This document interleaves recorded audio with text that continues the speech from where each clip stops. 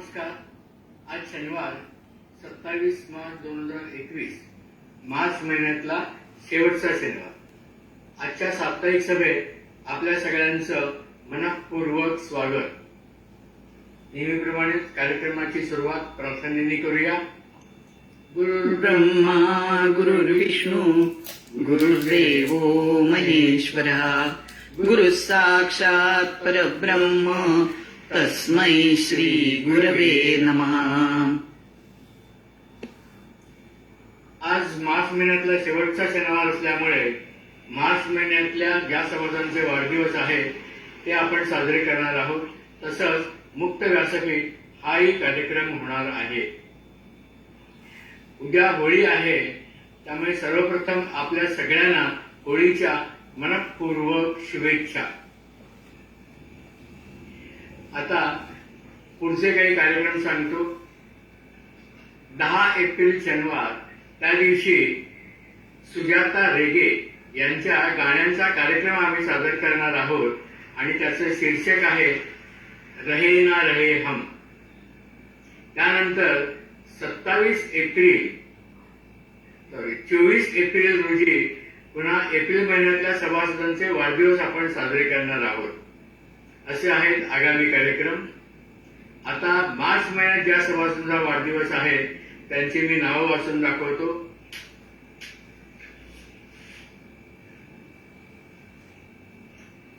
श्यामराव धुमाळे, संध्या कुलकर्णी, कमलाकर गोखले, जगन्नाथ सुंकले, शालिनी काकडे, पद्मजा माडगूळ, योगिनी रामदासी, वंदना नानोटी, Malati Joshi, Shubhangi Nabar, Balkrishna Bhagwat, Gita Ullman, Saraswati मस्कर, मधुसूदन काटदरे, सुलभा राजवाडे, शीला सोमण, विजया पंडित, रेखा कर्णिक, भारती पटेल, यशवंत प्रभू, नलिनी भागवत, अशोक काटदरे, वसंत दाते, सूर्यकांत बागुल, सुरेखा आमरे, विजया तोनसे, अरुण पालव, छाया सावंत, सुभाष देसाई, शीला जोशी, नारायण जोशी, शांतिकुमार फडणीस, प्रदीप सोहनी, उमेशचंद्र कीर्तीकर, छाया माने, यशवंत सावंत, श्रीरंग चौबळ,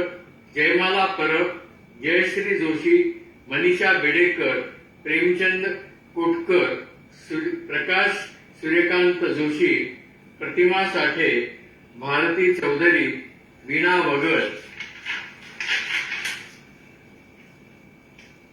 प्रशा गुजराती, चित्रा पवार, अमर पाळंदे आणि नीता पाठारे.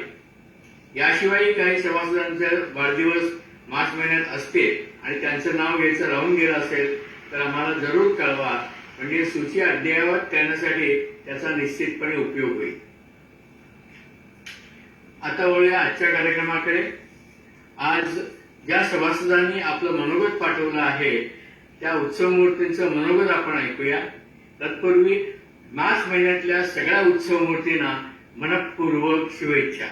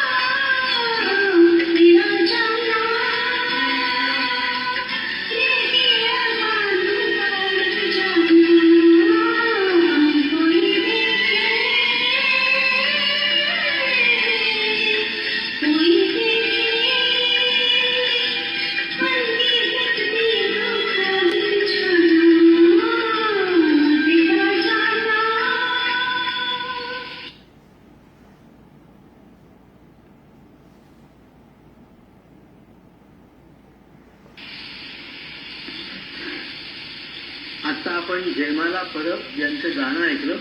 आता ऐकूया रेखा कर्णिक यांचं मनोगत शिरंगुळा. नमस्कार. माझे ज्येष्ठ नागरिक संघाचे सर्व बंधू व भगिनी, आज मी आपणासमोर माझा एक ललित निबंध वाचून दाखवणार आहे.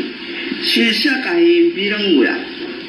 विरंगुळा म्हणजे आपले क्लेश, थकवा, विवंचना विनाशायास विसरण्यास मदत करणारी व जिच्यामुळे आपणास अवर्णनीय आनंदाचा प्रत्यय येतो अशी जादूची कांडी अन सुखाची खाण. तिलाच आपण छंद असेही म्हणतो. हा विरंगुळा आपण कसा शोधतो बरं? कुणाला एखादा खेळ खेळण्यात विरंगुळा वाटतो, तर कुणाला एखादा खेळ मंत्रमुग्ध होऊन पाहण्याचा छंद असतो. कुणी गाण्याची नकेर गुणगुणत झोके घेण्यात, तर कुणी छानसं चित्र रेखाटण्यात आपला विरंगुळा शोधतो. कुणाचा विरंगुळा असतो मित्रमैत्रिणींशी शिवप्याच्या गप्पा मारण्यात व मित्रमैत्रिणी जोडण्यात. परवाचीच गोष्ट सांगते. फोनची डायरी चालता चालता मला माझ्या एका जुन्या मैत्रिणीचा फोन नंबर दिसला. तिची आठवण होऊन माझ्या 10-12 वर्षापूर्वीच्या पूर्वस्मृती जागृत झाल्या. मी तिचा लगेच फोन फिरविला आणि चक्क मला ती फोनवर भेटली हो. 5-10 मिनिटे फोनवर इकडच्या तिकडच्या खूप गप्पा झाल्या. या सर्व गप्पातून मला एवढा आनंद मिळाला म्हणून सांगू. त्या आनंदावर त्यानंतर माझे कित्येक दिवस मध्ये गेले.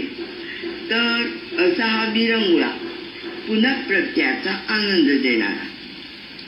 एकदा एक लेखक महाशयान रस्त्याने चालले होते.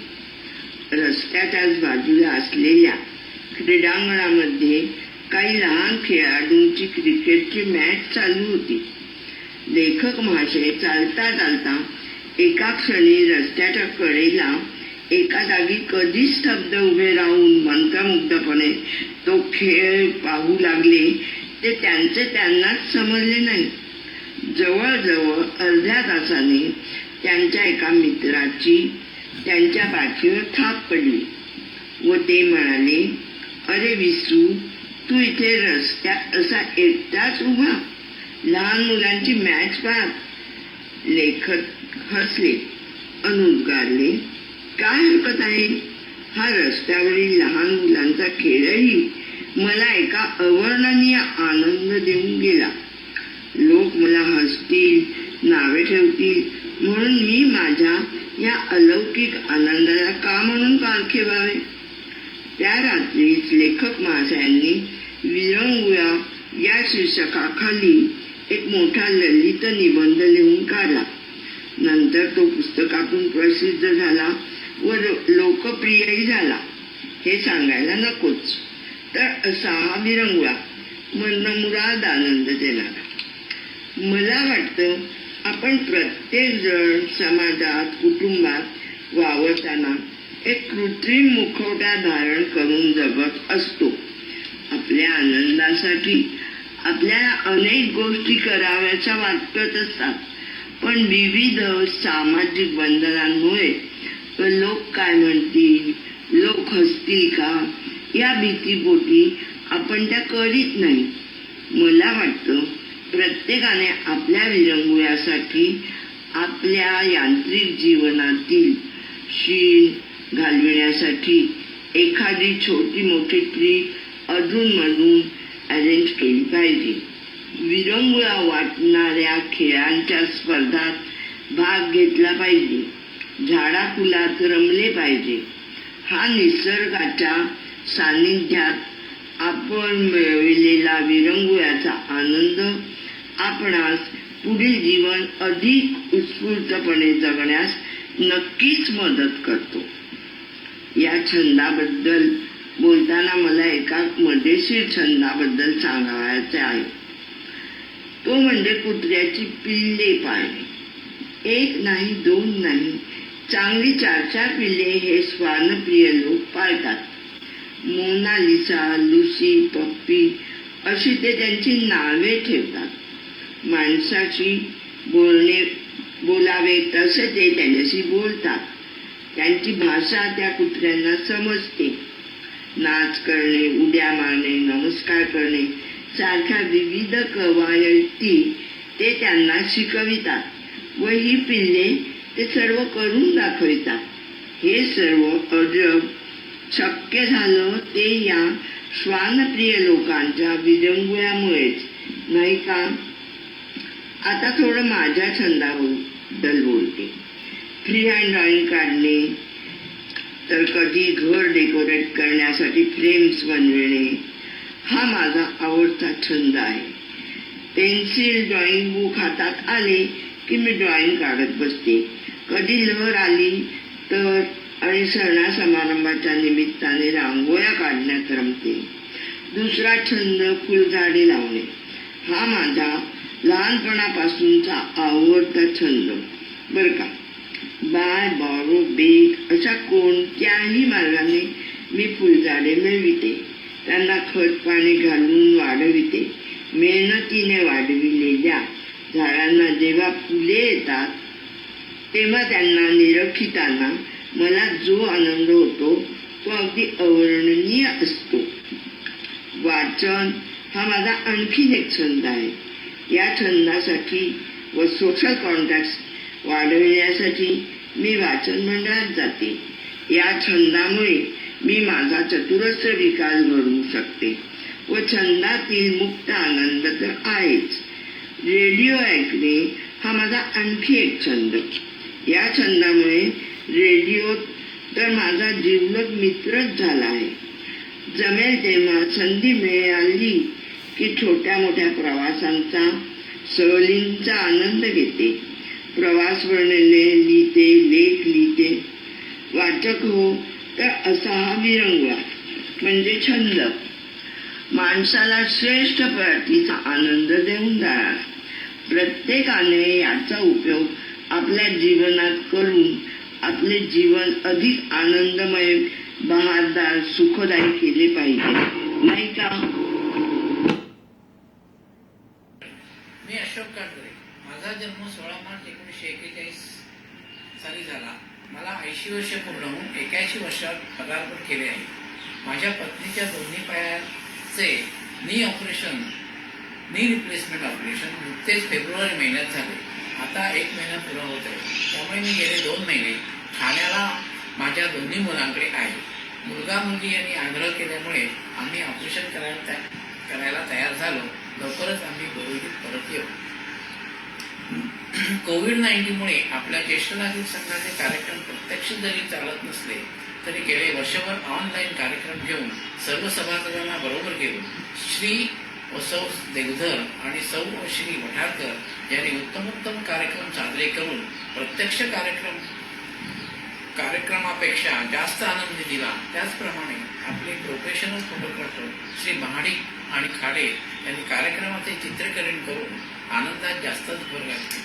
आपल्या सभासदांचा गाण्याचा कार्यक्रम तर फारच छान होत होते. या गाण्याचा कार्यक्रम आपण आपल्या ज्येष्ठ नागरिक संघाचे नक्षत्राचे देणे म्हणून एक कार्यक्रम करायला हरकत नाही. एका शनिवारी फक्त नक्षत्राचे देणे हे नाव देऊन कार्यक्रम सादर करता येईल.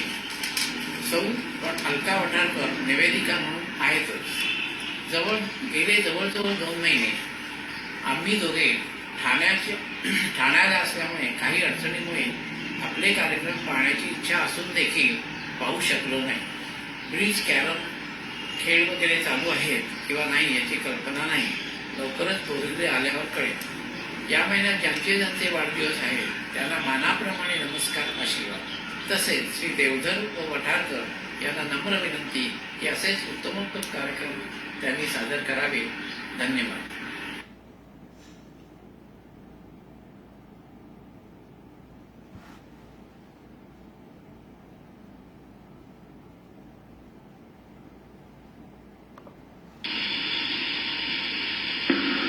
आताच आपण अशोक काटकरे यांचं मनोगत ऐकलं. आता ऐकूया वीणा वगळ यांचं मनोगत आणि एक छानसं गाणं. मी वीणा सुधीर वगळ आपल्या सर्वांना नमस्कार करते. आज मी 75 वर्ष पूर्ण करून 74व्या वर्षात पदार्पण करत आहे.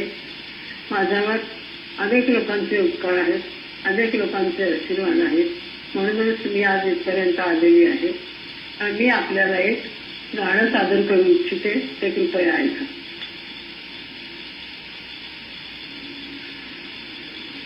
तिन्ही लोक आनंदाने भरून गाऊ दे, तुझे गीत गाण्यासाठी सूर लावू दे, तुझे गीत गाण्यासाठी सूर लावू दे, तुझे गीत गाण्यासाठी. शुभ्र तुरे मारून आल्या निळा निळाला, राम फुले नेऊनी सजला या हिरव्या वाटा. शुभ्र तुरे मारून आल्या निळा निळाला, राम फुले नेऊनी सजला या हिरव्या वाटा. या सुंदर यात्रेसाठी, या सुंदर यात्रेसाठी मला जाऊ दे रे, तुझे गीत गाण्यासाठी सूर लावू दे,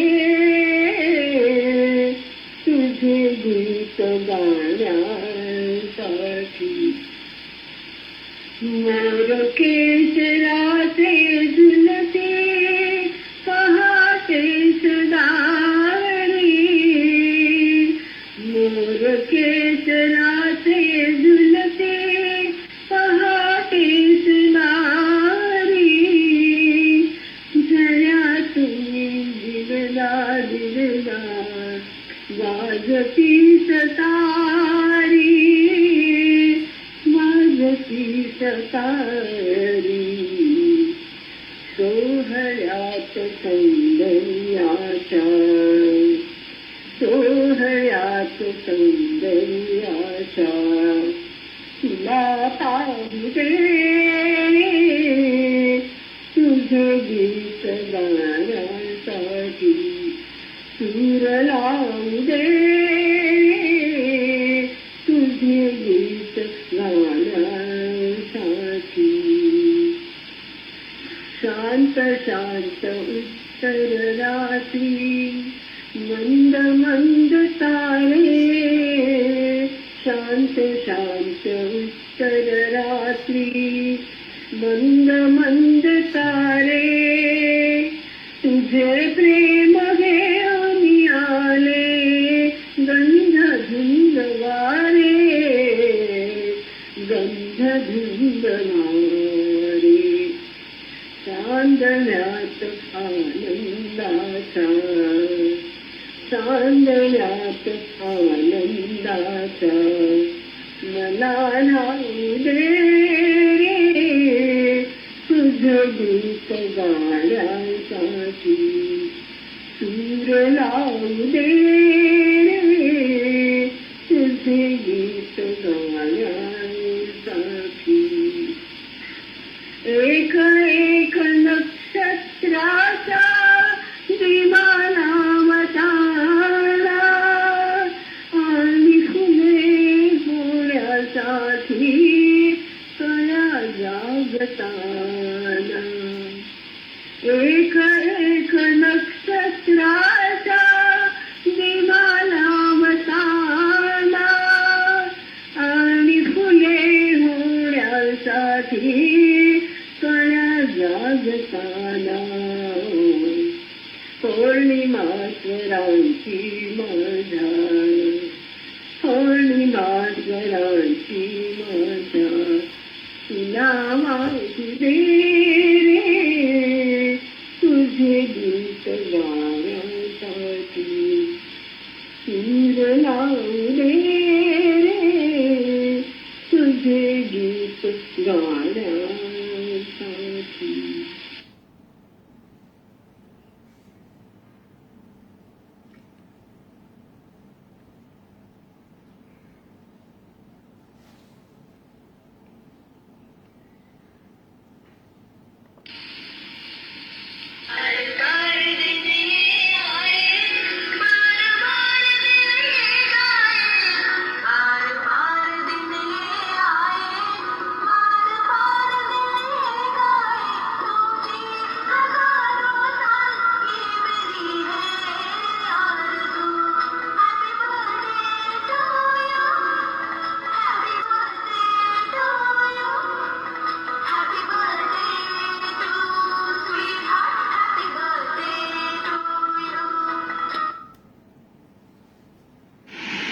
नमस्कार.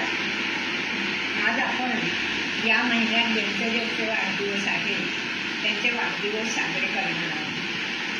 प्रत्येकाला आपण पुष्पगुच्छ देऊन त्यांच्या वाढदिवसाच्या शुभेच्छा देणार आहोत.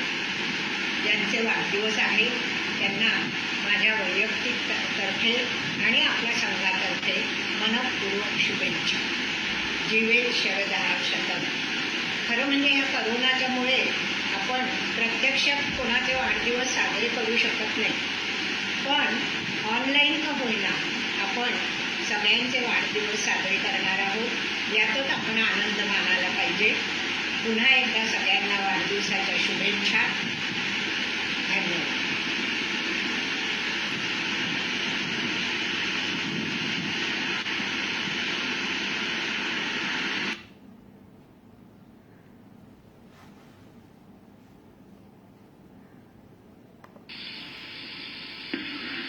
आत्ताच आपण आपल्या अध्यक्षा आशालता गुजराथी यांनी दिलेल्या शुभेच्छा ऐकल्या.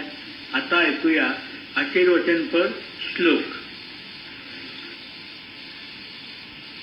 यशस्करं बलवन्तं प्रभुत्वं तमेव राजाधिपतिर्बभूव संकीर्णनागाश्वपतिर्नराणां सुमङ्गल्यौ सततं दीर्घमायुः.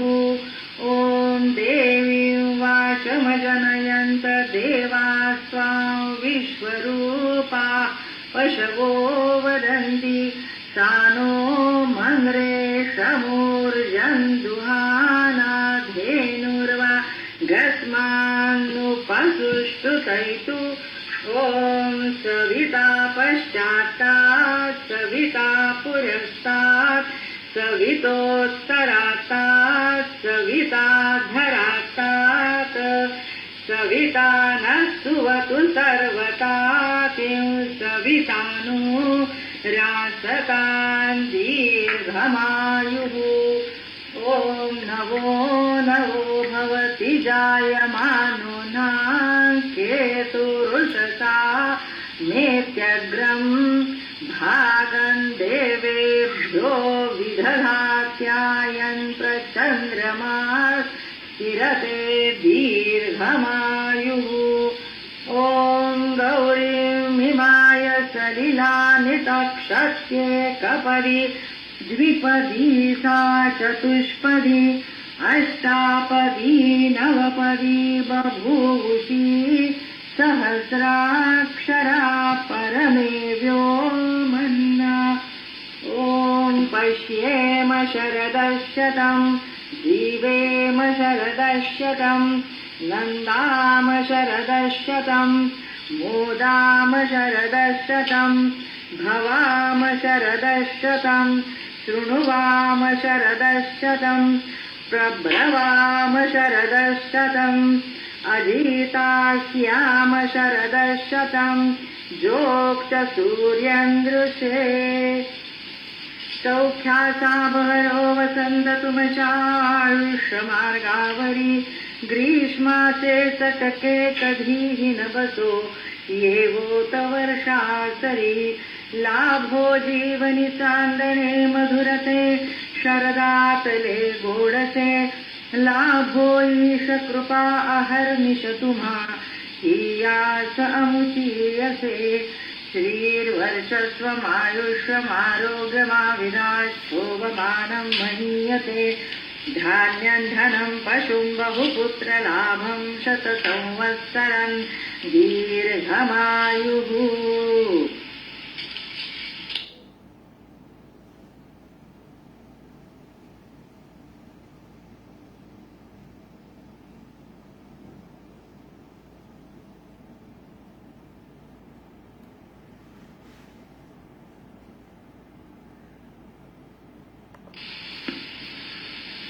आता वळूया पुढच्या कार्यक्रमाकडे.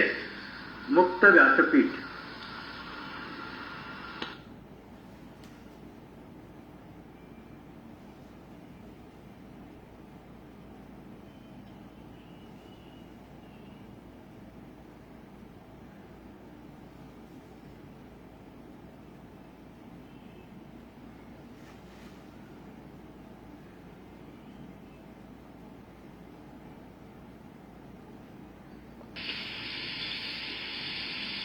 च्या मुक्त व्यासपीठ मध्ये आपण गाणं ऐकूया अनुराधा कानडे यांनी गायलेलं जो वादा किया वो निभाना पडे.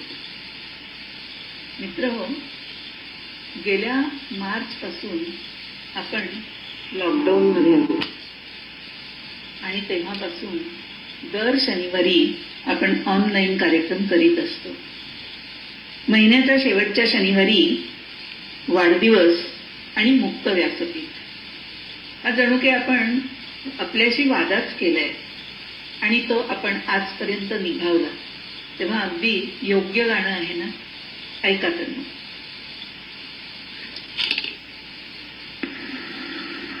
आता ऐकूया चंद्रशेखर ठाकूर यांची एक गोष्ट, सोडावर मोर.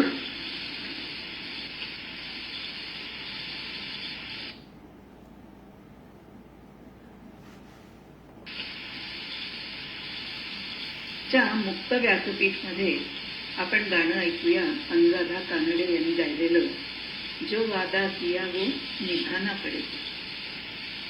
मित्र हो, गेल्या मार्च पासून आपण लॉकडाऊन मध्ये आहोत आणि तेव्हापासून दर शनिवारी आपण ऑनलाईन कार्यक्रम करीत असतो. महिन्याच्या शेवटच्या शनिवारी वाढदिवस आणि मुक्त व्यासपीठ हा जणू काही आपण आपल्याशी वादाच केलाय आणि तो आपण आजपर्यंत निभावला. तेव्हा अगदी योग्य गाणं आहे ना, ऐका तर मग. मी अनुराधा कानडे बोलते. मी आता लता मंगेशकर यांनी गायलेलं ताजमहल या चित्रपटातलं गाणं सादर करते. गीतकार आहेत साहिल लुधियानवी आणि संगीतकार आहेत रोशन. जो वादा किया वो निभाना पड़ेगा, रोके जमाना चाहे रोके खुदाई तुमको आना पड़ेगा. जो वादा किया वो निभाना पड़ेगा, निभाना पड़ेगा. तरसती निगाहों ने आवाज दी है, मुहब्बत की राहों ने आवाज दी है.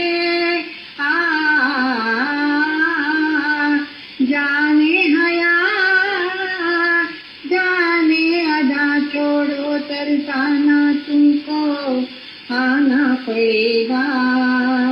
जो वादा किया वो निभाना पड़ेगा, निभाना पड़ेगा. हम अपनी वफा पे ना इल्जाम लेंगे, तुम्हें दिल दिया है तुम्हें जा भी देंगे. जब इश्क का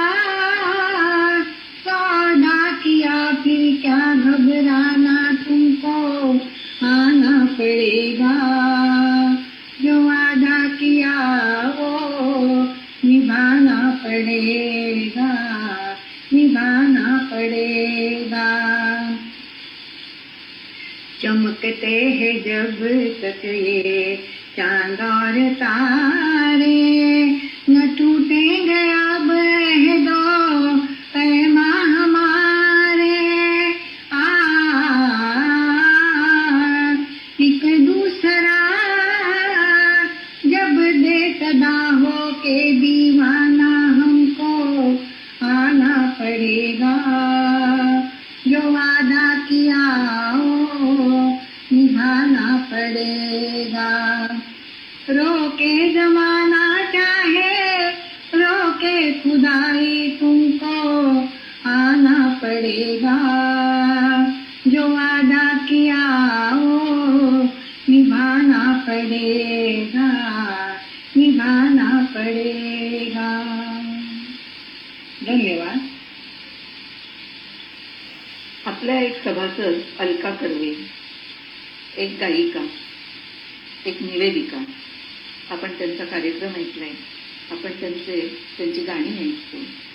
सध्या त्या नातवंड मुलं यांना भेटण्यासाठी अमेरिकेत आहेत.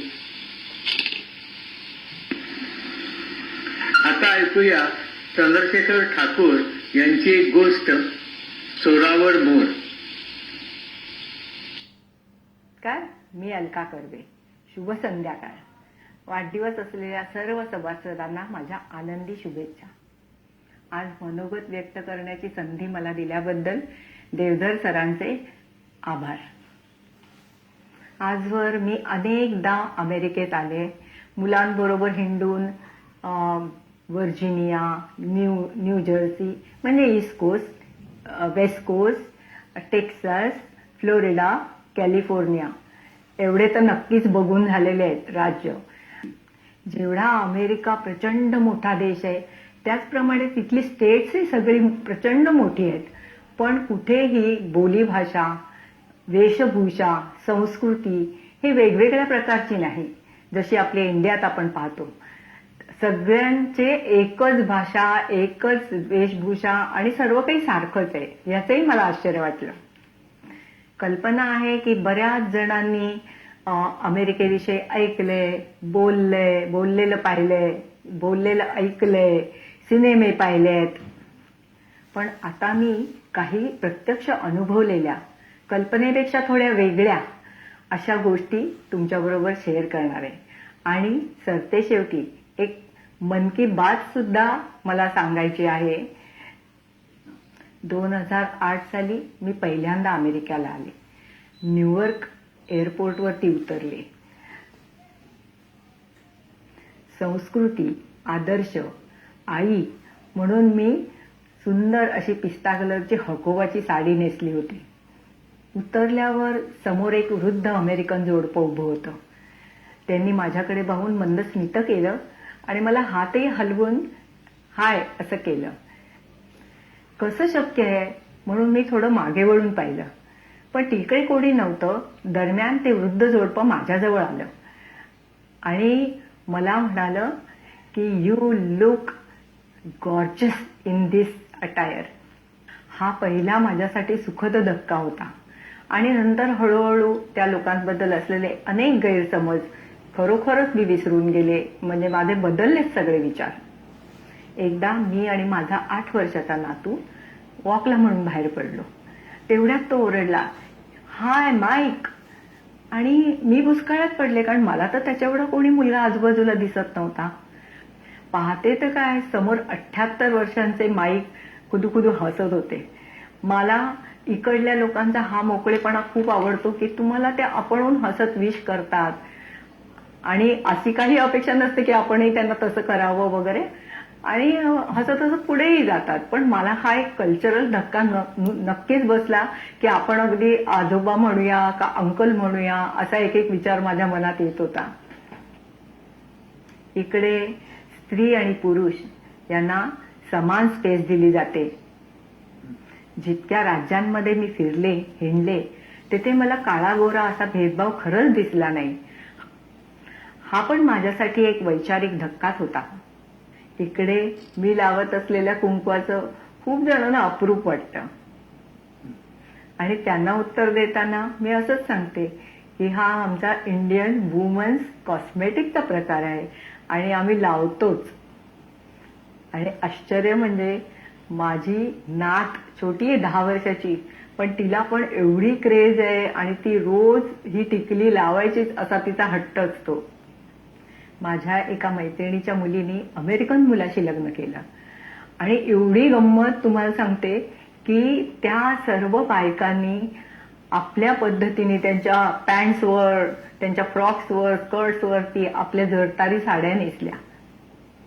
पुरुषांनी सुद्धा कोट टोपी, लेंगा झब्बा असा आपला भारतीय परिवेश करून आपल्या हिंदू पद्धतीने लग्न एन्जॉय केलं. मजा आली अगदी बघताना. सांगण्यासारखे खरंच खूप आहे, अनुभवही खूप आहेत, पण वेळेअभावी आता मी माझी मन की बात सांगते. माझ्या नातवंडांच्या बालमित्रमैत्रिणींकडून मला हे कळलं की त्यांचे बऱ्याच जणांचे आजी आजोबा फार क्वचित येतात किंवा काही जणांचे तर येतही नाहीत. तेव्हा मला खूप आश्चर्य वाटलं. मला माहिती आहे की इकडे खूप सारं वेगवेगळं आहे आणि आपल्याला ऍडजस्टमेंट ही खूप करावी लागते. पण आपल्याच रक्ताची, मायेची माणसं इथे राहतात ती तर वेगळी नाहीत ना. इकडे येऊन कष्टाने, जिद्दीने, स्वतःच्या हुशारीने आपलं स्वतंत्रपणे जग उभारतायत, त्याचं मला खरंच कौतुक आहे. मला वाटतं की त्यांच्या कौतुकासाठी, आपले मायेचे आणि रक्ताचे बंध घट्ट करण्यासाठी, त्यांना मानसिक आधार देण्यासाठी तरी आपण इकडे खरोखरच आलं पाहिजे.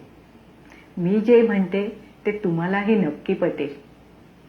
मला सांगा, सुख म्हणजे नक्की काय असतं, जे आपल्या इथल्या कुटुंबातही मिळतं.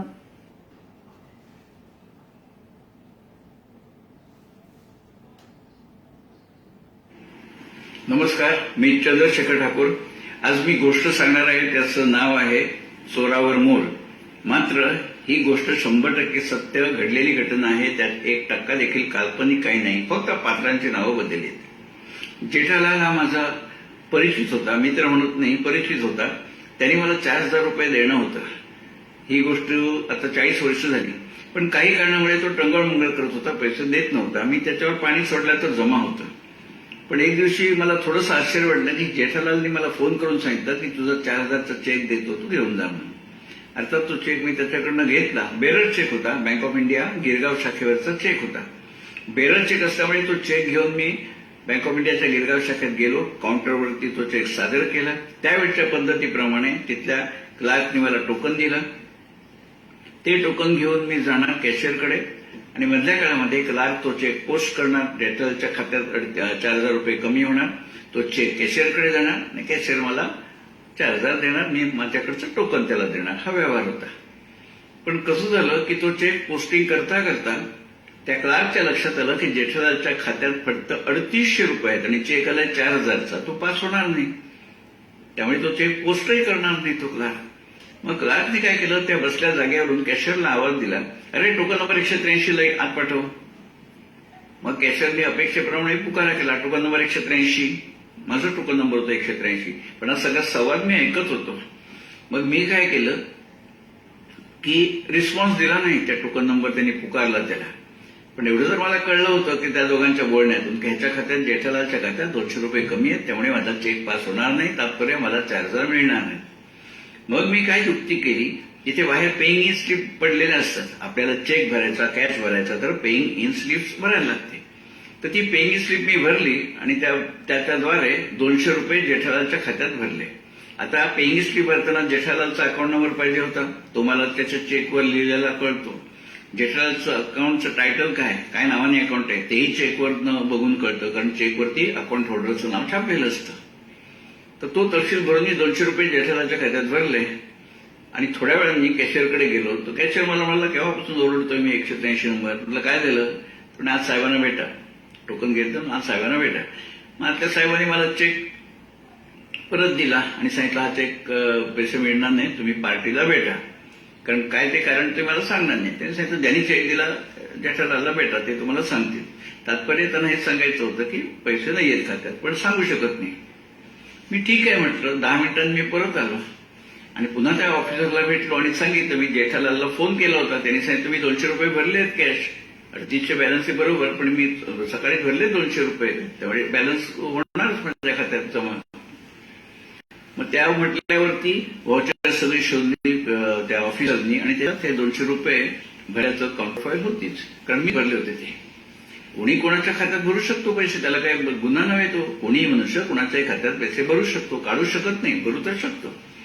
मग ते ऑफिसरने बघितलं की 200 रुपये भरलेत, मग अर्थात माझा चेक पास होणार. मग परत मी तो चेक सादर केला, परत मला नवीन टोकन दिलं आणि कॅशियरकडे जाऊन मी 4000 घेतले. मी असा विचार केला की आता जर मी केलं नाही तर माझे 4000 रुपये बुडीत गेले, त्यापेक्षा भले 200 रुपये मी त्याच्या खात्यात भरले, 3800 रुपये तर मला मिळाले, 200 रुपयावर पाणी सोडलं. अशा प्रकारे मी माझी सोय लावून घेतली. पण झालं कसं की जेठालालला खरोखरच त्याची नियत चांगली नव्हती. त्यालाही माहिती होतं आपल्या खात्यात 200 रुपये कमी पडणार, ठाकूरना हे पैसे मिळणार नाही, म्हणून त्याने माझं तोंड तात्पुरतं बंद करायसाठी तो चेक दिला होता मला. पण अशा प्रकारे होईल ही जेठालालला पण कल्पना होती. अर्थात जेठालालची नियत खराब, त्यामुळे तो काही गप्पा प्रश्नातला नव्हता. माझ्यापुरता प्रश्न सुटला. मला 4000 म्हणजे पर्यायाने 3800 रुपये मिळणार होते. मी निघून आलो. नंतर जेठालाल बँकेत गेला आणि त्यालाही सगळं कळलं की चेक पास कसा झाला, 200 रुपये भरले. ते त्याला एवढी त्याला अक्कल होती की ठाकूरांनीच केलेलं म्हणून. मग तो बँकेशी भांडायला लागला की ठाकूरांना कळलं कसं की माझ्या खात्यात 200 रुपये कमी आहेत म्हणून त्यांनी भरले ना. तर मॅनेजर ऑफिसर म्हणाला आम्ही काही सांगितलं नाही त्याला. पण वस्तुस्थिती अशी होती की कुठून तरी कळलं, म्हणजे नंतर समजतं ना की कॅशियर तिथनं. त्यांनी कॅशियरला विचारलं, आपल्या कॅशियर म्हणून त्या क्लार्कनी सांगितलं ना. अशा तऱ्हेने जेठालालने बँकेच्या मॅनेजरला जाऊन दम दिला की बँक आणि क्लायंट ह्याच्यामध्ये एक अग्रीमेंट असतं, सिक्रेसी, गोपनीयता. तुम्ही माझ्या खात्याचा तपशील 200 रुपये कमी आहेत हे ट्रेस करा. ठाकूरांना सांगितलंच कसं, तुम्ही सांगितलंच म्हणून हे झालं. मला त्याला नव्हते पैसे द्यायचे, मी स्टॉप पेमेंट करणार होतो. इतकी आर्ग्युमेंट झाली. पण तो पोचलेला माणूस असल्यामुळे त्यांनी बँकेला सांगितलं मी केस करीन तुमच्यावरती, कारण तुमच्यामुळे माझे 4000 रुपये गेलेले आहेत.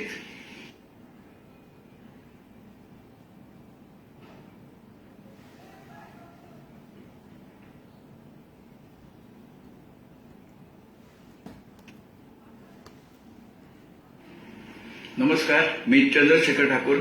आज मी गोष्ट सांगणार आहे, त्याचं नाव आहे चोरावर मोर.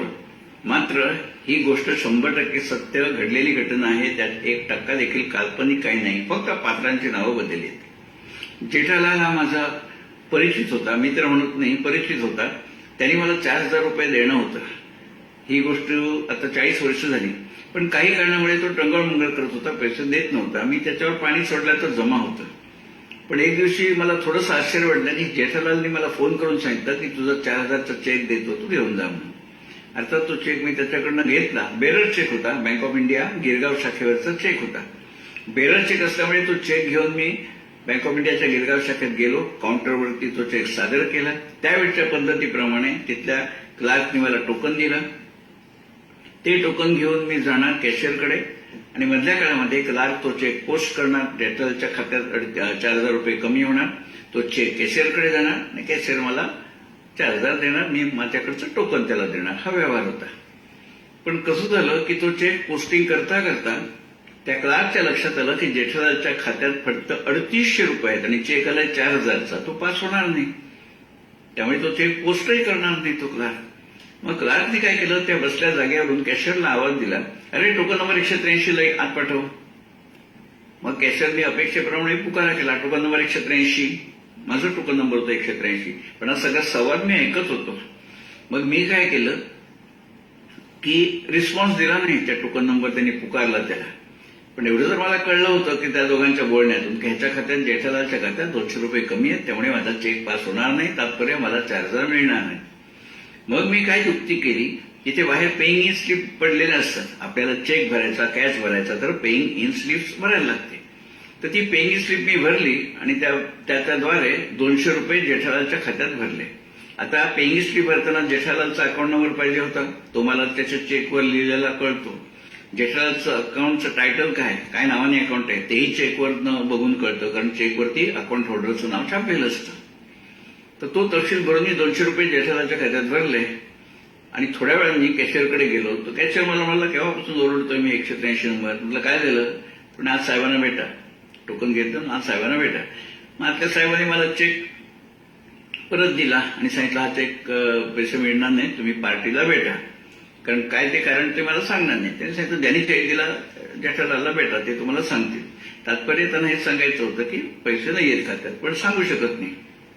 मी ठीक आहे म्हटलं. 10 मिनिटांनी मी परत आलो आणि पुन्हा त्या ऑफिसरला भेटलो आणि सांगितलं मी जेठालालला फोन केला होता. त्यांनी सांगितलं मी 200 रुपये भरले आहेत कॅश, 38चे बॅलन्स आहे बरोबर, पण मी सकाळी भरले 200 रुपये, त्यामुळे बॅलन्स होणारच माझ्या खात्यात जमा. मग त्या म्हटल्यावरती व्हाउचर सगळी शोधली त्या ऑफिसरनी आणि त्याच्यात हे 200 रुपये भरल्याचं काउंटरफॉईल होतीच, कारण मीच भरले होते ते. कोणी कोणाच्या खात्यात भरू शकतो पैसे, त्याला काही गुन्हा नव्हे. तो कोणी मनुष्य कोणाच्याही खात्यात पैसे भरू शकतो, काढू शकत नाही, भरू तर शकतो. मग ते ऑफिसरने बघितलं की 200 रुपये भरलेत, मग अर्थात माझा चेक पास होणार. मग परत मी तो चेक सादर केला, परत मला नवीन टोकन दिलं आणि कॅशियरकडे जाऊन मी 4000 घेतले. मी असा विचार केला की आता जर मी हे केलं नाही तर माझे 4000 रुपये बुडीत गेले, त्यापेक्षा भले 200 रुपये मी त्याच्या खात्यात भरले, 3800 रुपये तर मला मिळाले, 200 रुपये पाणी सोडलं. अशा प्रकारे मी माझी सोय लावून घेतली. पण झालं कसं की जेठालालला खरोखरच त्याची नियत चांगली नव्हती. त्यालाही माहिती होतं आपल्या खात्यात 200 रुपये कमी पडणार, ठाकूरना हे पैसे मिळणार नाहीत, म्हणून त्याने माझं तोंड तात्पुरतं बंद करायसाठी तो चेक दिला होता मला. पण अशा प्रकारे होईल ही जेठालालला पण कल्पना होती. आता जेठालालची नियत खराब, त्यामुळे तो काही गप्पा प्रश्नातला नव्हता. माझ्यापुरता प्रश्न सुटला. मला 4000 म्हणजे पर्यायाने 3800 रुपये मिळाले होते. मी निघून आला. नंतर जेठालाल बँकेत गेला आणि त्यालाही सगळं कळलं की चेक पास कसा झाला, 200 रुपये भरले. ते त्याला त्याला अक्कल होती की ठाकूरांनीच केलेलं म्हणून. मग तो बँकेशी भांडायला लागला की ठाकूरांना कळलं कसं की माझ्या खात्यात 200 रुपये कमी आहेत म्हणून त्यांनी भरले ना. तर मॅनेजर ऑफिसर म्हणाला आम्ही काही सांगितलं नाही त्याला.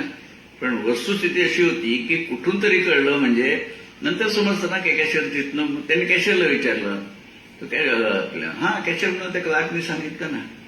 अशा तऱ्हेने जेठालालने बँकेच्या मॅनेजरला जाऊन दम दिला की बँक आणि क्लायंट ह्याच्यामध्ये एक अग्रीमेंट असतं, सिक्रसी, गोपनीयता. तुम्ही माझ्या खात्याचा तपशील 200 रुपये कमी आहेत हे त्रेस सरा ठाकूरांना सांगितलंच कसं? तुम्ही सांगितलंच म्हणून हे झालं. मला त्याला नव्हते पैसे द्यायचे, मी स्टॉक पेमेंट करणार होतो. इतकी आर्ग्युमेंट झाली. पण तो पोचलेला माणूस असल्यामुळे त्यांनी बँकेला सांगितलं मी केस करीन तुमच्यावरती, कारण तुमच्यामुळे माझे 4000 रुपये गेलेले आहेत, तर तुम्ही मला भरपाई करून द्या. शेवटी बँकेच्या लक्षात आलं की वरवर स्पष्ट दिसत होतं की गोपनीयतेचा भंग झालेला होता. मग बँकेने कसं तरी करून ते प्रकरण मिटवलं. म्हणजे त्याला नुकसान भरपाई दिली असेल, कारण तो कोर्टात गेला असता तर त्याने आणखी मानसिक त्रास वगैरे करून आणखी पैसे घेतले असते. त्यापेक्षा 4000 रुपये देऊन बँकेने ते प्रकरण मिटवलं. सांगायचं तात्पर्य असं की छोटीशी आपण गफलत करून बसतो. त्या क्लार्कला वाटलंही नव्हतं की याचे असे परिणाम होतील म्हणून. वस्तुतः त्या क्लार्कने कॅशियरच्या कॅबिनपाशी जाऊन हळू सांगायला पाहिजे होतं व पैसे नाहीयेत, टोकन परत देऊन टाक ठाकूरांना. पण त्यांनी ते केलं नाही. त्यामुळे नकळतपणे घडलेल्या छोट्याशा गफलतीची आपण केवढी किंमत देऊन बसतो त्यासाठी हे सांगितलं. धन्यवाद.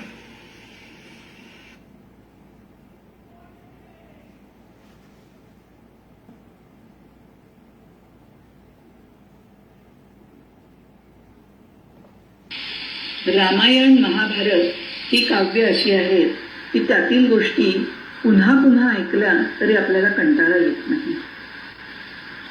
सुषमा साने अशीच एक व्यक्तिरेखा सादर करीत आहेत. दुर्गा भागवत यांच्या व्यासपर्व या पुस्तकातील कोणतीही व्यक्तिरेखा ऐकूया. नमस्कार मैत्रिणींनो, मी सुषमा साने. यापूर्वीच आपण दुर्गा भागवत यांच्या व्यासपर्व या पुस्तकातल्या काही व्यक्तिरेखा सारांश रूपाने ऐकल्या आहेत. आज त्यातलीच ही एक छोटीशी पण म्हटलं तर महत्वाची एक कडी आहे, जी आहे कुंतीची. त्याच्याबद्दल आपण त्या काय म्हणतात ते ऐकूया. कुंती ही चिरतारुण्याचा एक वर रूपी शाप मिळालेली स्त्री होती असं दुर्गाबाई म्हणतात. तिची व्यथा सुद्धा कर्णासारखीच खोल दडलेली आहे. कर्णाप्रमाणेच आयुष्यभर तीही एकाकी आहे. जरी ती पंडूची महाराणी होती, पांडवांची राजमाता आहे ती पुढे, तरीही तिचं व्यक्तिमत्व एकाकीच आहे असं दुर्गाबाईंना वाटतं. आणि तिच्या या एकाकीपणाचा भग्न वारसाच काय तो कर्णाकडे आला असं त्या म्हणतात. तोच जणू काही त्या दोघांच्या मधला दुवा होता. पुढे कधीतरी कुंती कृष्णाकडे दुःखाचं वरदान मागते. आणि असं का मागते तर दुर्गाबाई म्हणतात, कदाचित तिच्या मनात कायम कर्णाबद्दलची जी अपराधी भावना होती, कर्णाचं जीवन आपण दुःखी केलं आणि त्यासाठी ती हे प्रायश्चित्त म्हणून घेत होती का असं त्यांनी म्हटलं आहे. त्या म्हणतात कुंतीचं मन प्रथमपासूनच दुःखी होतं आणि हे दुःख तिने फक्त कृष्णापुढे ओकलेलं आहे. का तर तो तिच्या माहेरचा एक सहृदय माणूस म्हणून. त्याच्या जवळच तिने आपले सगळे गाऱ्हाणे, सगळे लपलेले दुःख प्रकट केले आहे. खर तर ही यादवांची मुलगी, शूरसेन राजाची ही मुलगी, पण पुढे कुंतीभोज राजाला म्हणजे तरीही यादवांच्याच कुळात ती दत्तक दिली होती. तिचे आधीचे नाव पृथा आणि दत्तक दिल्यावरचे नाव कुंती. असे खरे म्हणजे 2 समर्थ पिते तिला होते आणि तरी सुद्धा ती पोरकीच होती असं दुर्गाबाई म्हणतात. ती यादवांचीच राहती तर तिचा विवाह इतर मुलींप्रमाणेच बिनभोपाट झाला असता आणि कर्णासारख्या मुलाचं दुःख आयुष्यभर तिच्या वाट्याला आलं नसतं. म्हणजे कर्णाचा त्याग करावा लागण्याचं दुःख. पण शूरसेन राजांनी आपली गुणी देखणी ही मुलगी कुंतीभोजाला दत्तक दिली. तिथे त्या मोठ्या घरी तिच्यावर काही जबाबदाऱ्या होत्या. त्याप्रमाणे अजाण वयात, तरुण अजाण वयात तिथे दुर्वास ऋषी आल्यावर त्यांची सेवा तिने केली आणि त्याचं वरदान म्हणून तिला दुर्वासांनी एक विचित्र वर दिला.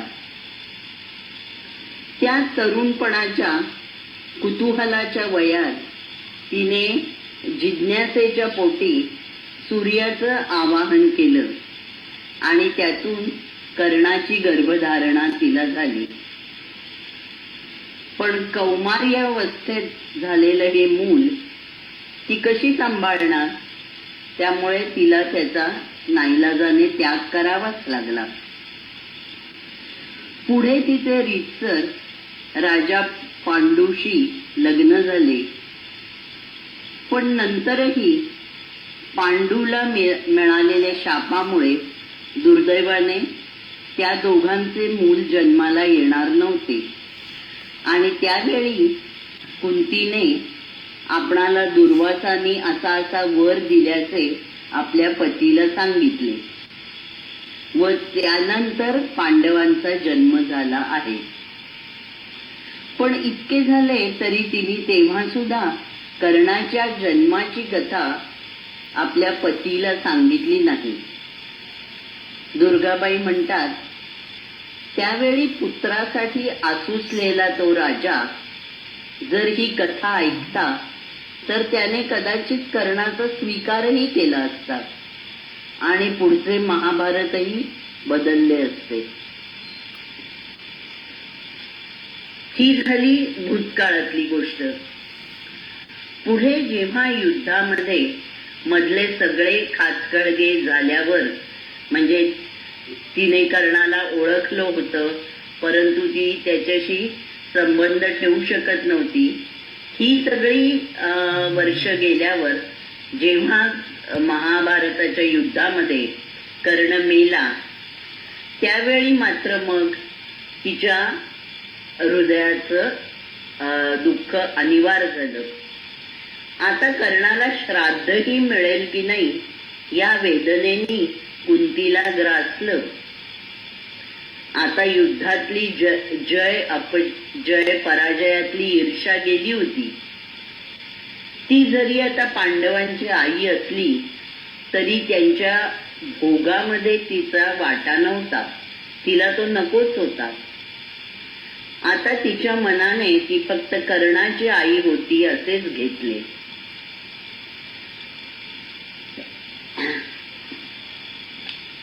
कर्णाच्या मृत्यूला साक्षी ठेवून कुंती पुढचं आयुष्य जिद्दीने जगायला तयार झाली.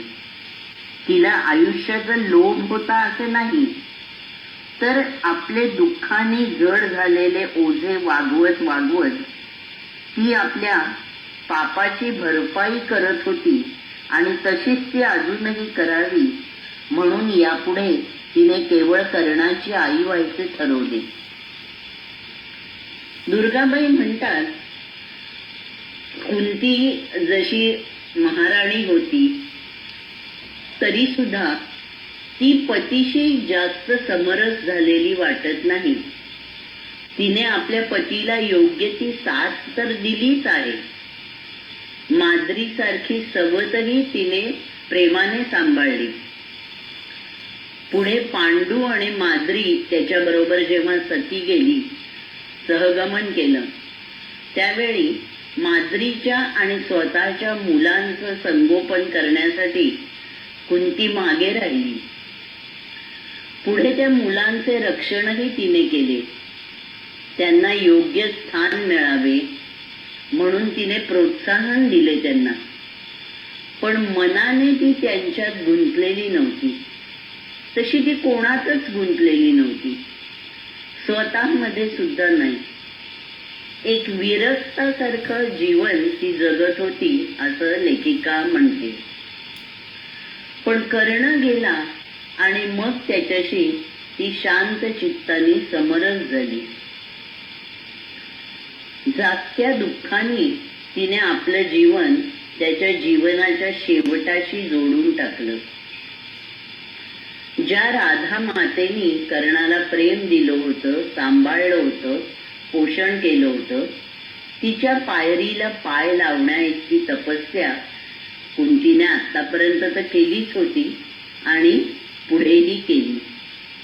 कर्णामागून फरफटत जाण्यात तिने सुख मानले. अशा प्रकारे ही राजमाता महाराणी जी आधी होती त्या कुंतीचं आयुष्यही कशा तऱ्हेने व्यक्तिचित्र तिचं दिसतं हे दुर्गाबाईंनी अगदी थोडक्यामध्ये वर्णन केलं आहे. ते मी तुम्हाला सांगितलं. धन्यवाद.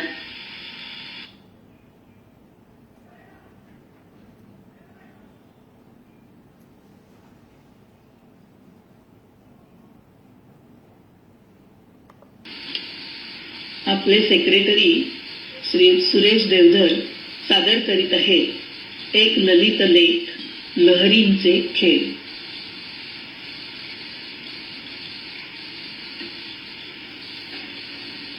नमस्कार, मी सुरेश देवधर. लहरींचा खेळ केवळ लहरींचा खेळ आहे. आपण मोबाईल नंबर लावला की त्या नंबरच्या लहरी बरोबर त्याच माणसाला शोधून काढतात. हे आश्चर्यकारक आहे.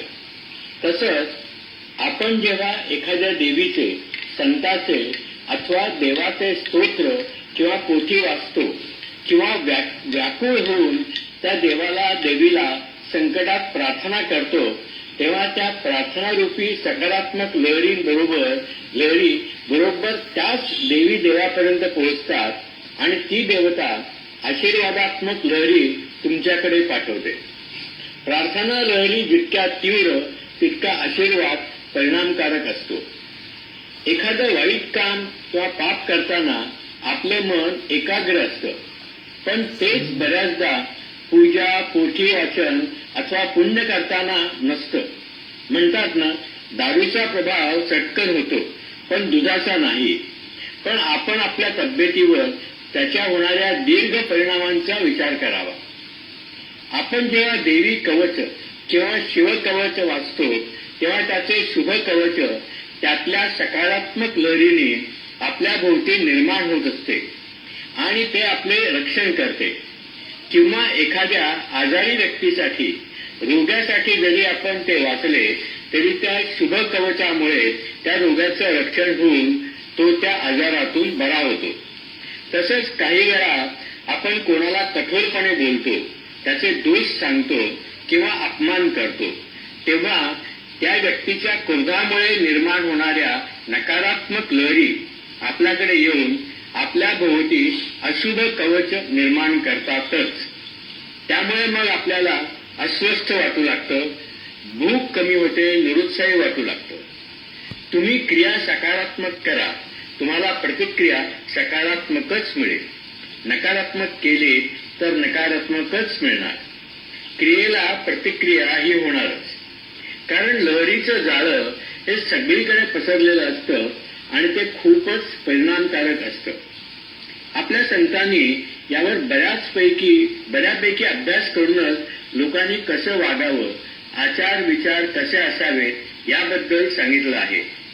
गुरु बऱ्याचदा दूर अंतरावरूनही आपल्या शिष्याला दीक्षा देतात किंवा एखादा संदेश पाठवतात आणि शिष्याला तिकडे त्याची तीव्र जाणीव होते. हे बऱ्याचदा घडलं आहे. मोबाईल तर आता आले, पण विचार लहरींद्वारे एकमेकांना संदेश पाठवणं ही शक्ती उपासनेने त्या काळीही अवगत करता येत होती. साई चरित्रात याचा उल्लेख आहे की श्री वासुदेवानंद सरस्वती यांनी एका व्यक्तीकडे साईबाबांना देण्यास एक श्रीफळ दिले होते. ते ज्या क्षणी त्या शिष्याच्या हातात पडले त्या क्षणी साईंना त्याची जाणीव शिर्डी येथे झाली होती की ही व्यक्ती आपल्या गुरुबंधूंनी दिलेले श्रीफळ आणत आहे. तसंच शेगावात गजानन महाराजांनी देह ठेवताना साईनाथांना माझे सर्व शिष्य आता तुम्ही तुमच्या पदरात घ्या अशी विनंती केली आणि त्या क्षणी शिर्डीत साई अतिशय भावविवश झाले. ते म्हणाले, माझा भाऊ गेला. आजही परगावी राहणाऱ्या मुलाने आईची तीव्र आठवण काढता आईला समजते आणि ती गलबलते. संकट काळात गुरुचे स्मरण केल्यास त्या क्षणी आपले संकट टळते. ही त्या सद्गुरूंनी पाठवलेल्या आशीर्वाद रूपी लहरींमुळेच. या आणि अशा अनेक घटना बघितल्या वाचल्या की विचार लहरींचं संक्रमण होत असतं हे नक्की. म्हणजे विचार लहरी या किती शुभ आणि सकारात्मक हव्या. ज्या घरात बसून आपण सतत विचार करतो ते किती सकारात्मक हवे. घरात एकमेकांशी बोलताना, अगदी स्वतःशीही बोलताना ते किती सकारात्मक हवं हे लक्षात घ्या. तरच तुम्ही ब्रह्मांडाची सकारात्मक ऊर्जा स्वतःकडे आकर्षित करू शकाल. जे तुम्ही बोलाल, ज्या गोष्टींचा आणि जसा विचार कराल तेच सगळं आकर्षित होईल. त्याच गोष्टी घडतील तुमच्या आयुष्यात आणि तुमच्याच विचारांनी तुमचं भाग्य बनेल. त्यामुळे ते सकारात्मक चांगले हवे की नकारात्मक दुःखी हवे हे फक्त तुम्हीच ठरवू शकता. मला तर वाटतं वास्तुशास्त्रानुसार घरात फेरबदल करण्याबरोबरच आपल्या घरात प्रार्थना, उपासना, सतत चांगले विचार, एकमेकांशी सौजन्याने वागणं, कलह टाळणं एवढं जरी केलं तरी बघा किती सकारात्मक ऊर्जा निर्माण होते ते. अशा शांत आणि सकारात्मक लहरी तुमच्या वास्तूत तुम्हीच निर्माण करू शकता. तेव्हा असं सकारात्मक वागून, सकारात्मक विचार करून एकदा त्या सकारात्मक ऊर्जेचा अनुभव तुम्ही घ्याच. धन्यवाद.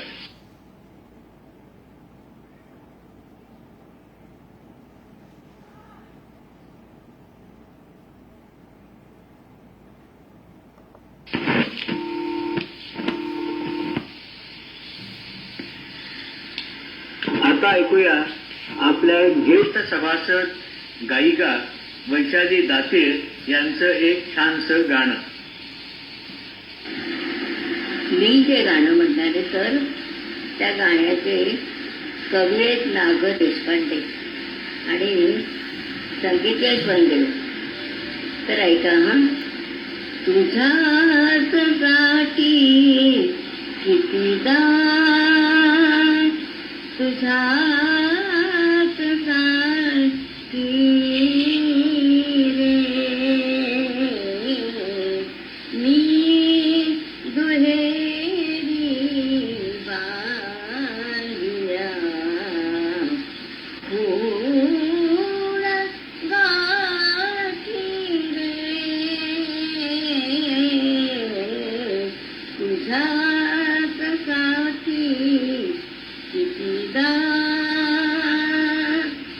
मी दुपारी झोपले ऊन माती रे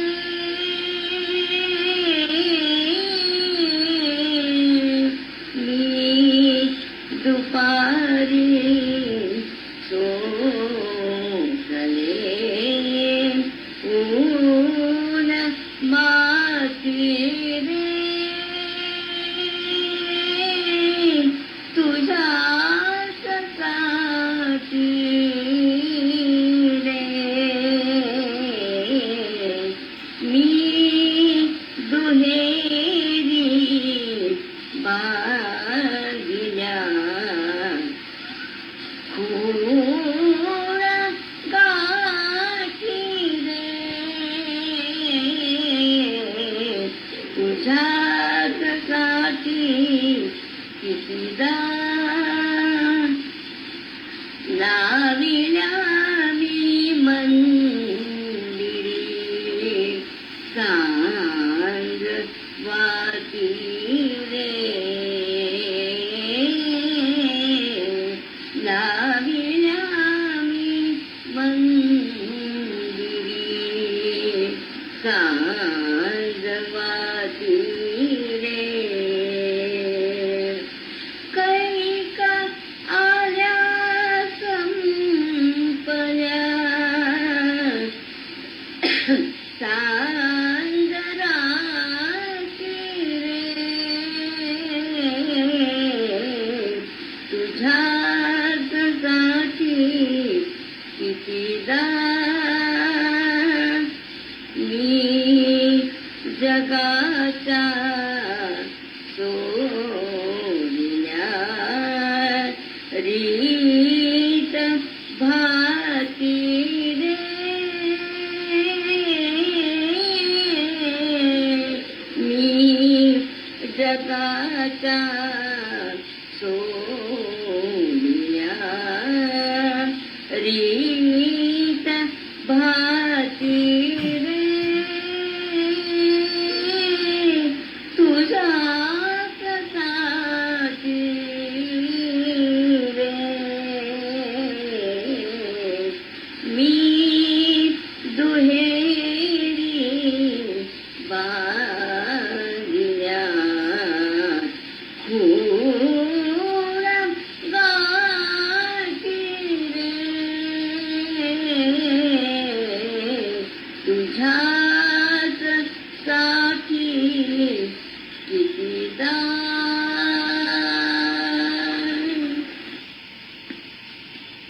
आचार्य प्रल्हाद केशव अत्रे. गेल्या 10,000 वर्षात झालं नाही आणि पुढील 10,000 वर्षात होणार नाही असं उत्तुंग चतुरस्त्र व्यक्तिमत्व. शिक्षक, लेखक, कवी, नाटककार, पत्रकार, चित्रपट दिग्दर्शक अशा अनेकविध क्षेत्रात अतुलनीय कामगिरी त्यांनी केली आहे. नाटककार अत्रे यांचं तो मी नव्हे हे गाजलेलं नाटक. त्या नाटकाचा रंगभूमीवर न आलेला पण प्रत्यक्षात घडलेला एक प्रवेश सादर करता आहे डॉक्टर सुगंधा देवधर.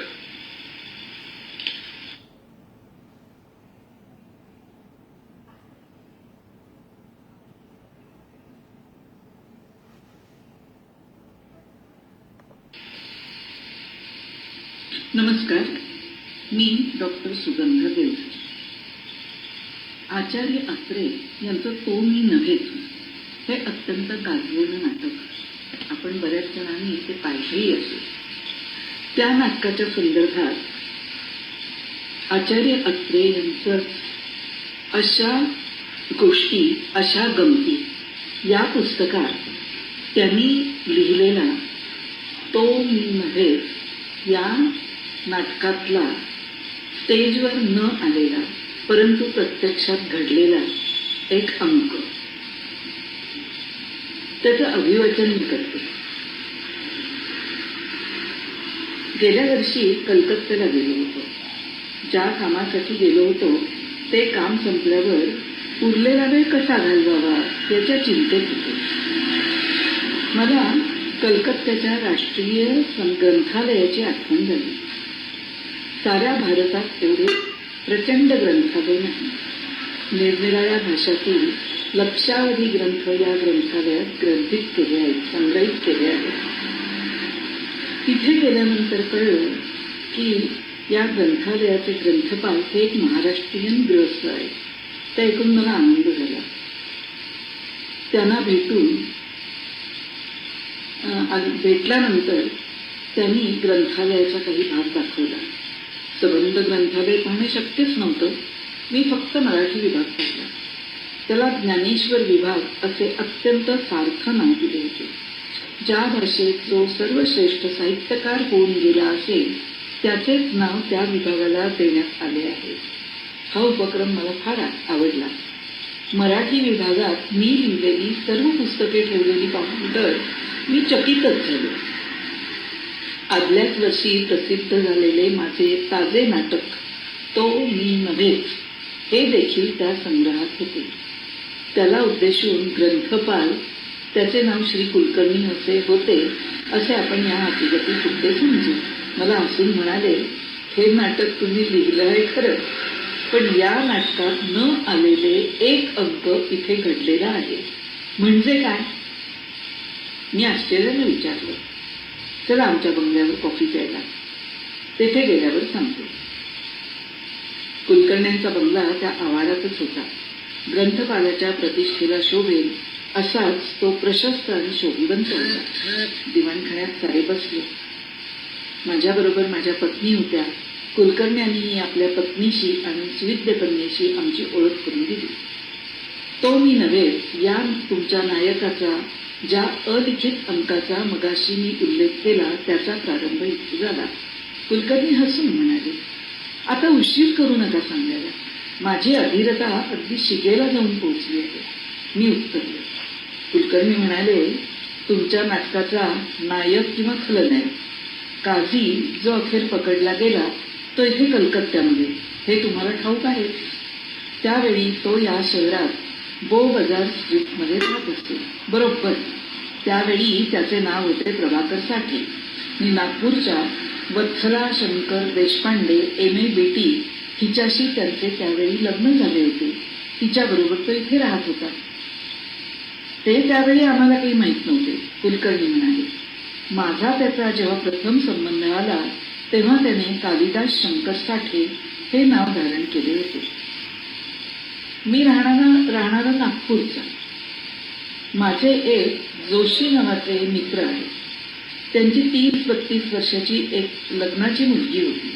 BSc झालेली, दिसायला साधारणच. तिचे लग्न जमत नव्हते म्हणून जोशांनी कुठल्या तरी वर्तमानपत्रात जाहिरात दिली. त्याला या कालिदास शंकर साठ्याने उत्तर पाठवले. त्यात त्याने आपण केंद्रीय गुप्तहेर खात्यात एक बडे अधिकारी असून आपणाला मासिक 1,500 रुपये पगार असल्याचे लिहिले. जोशांच्या मनात ते स्थळ धरले. त्यांनी मला लिहिले की असे असे हे गृहस्थ आहेत, त्यांना तुम्ही बोलवून घ्या, चौकशी करा, आमच्या मुलीला अनुरूप आहेत किंवा नाही ते मला कळवा. त्याप्रमाणे मी त्या गृहस्थाला भेटलो. एक दिवस इथेच मला तो भेटायला आला. तुम्ही बसला आहात त्याच ठिकाणी तो बसला होता.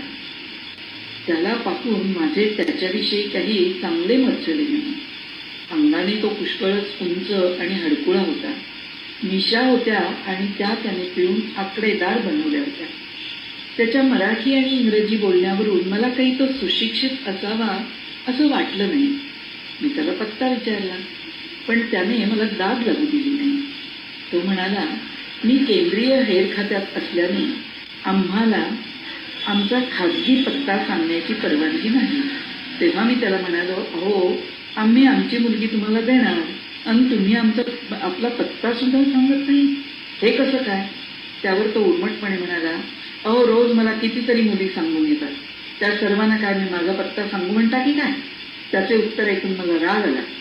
मग मी त्याच्याशी काही बोललो नाही, तो निघून गेला. कलकत्त्यामध्ये माझ्या माहितीचे केंद्र सरकारचे अनेक वरिष्ठ अधिकारी आहेत. त्यांच्याकडे मी बारकाईने चौकशी केली, पण कालिदास शंकर साठे नावाचा कोणी CIDचा बडा अधिकारी कलकत्त्यामध्ये आहे असे त्यापैकी कोणी मला सांगू शकले नाही.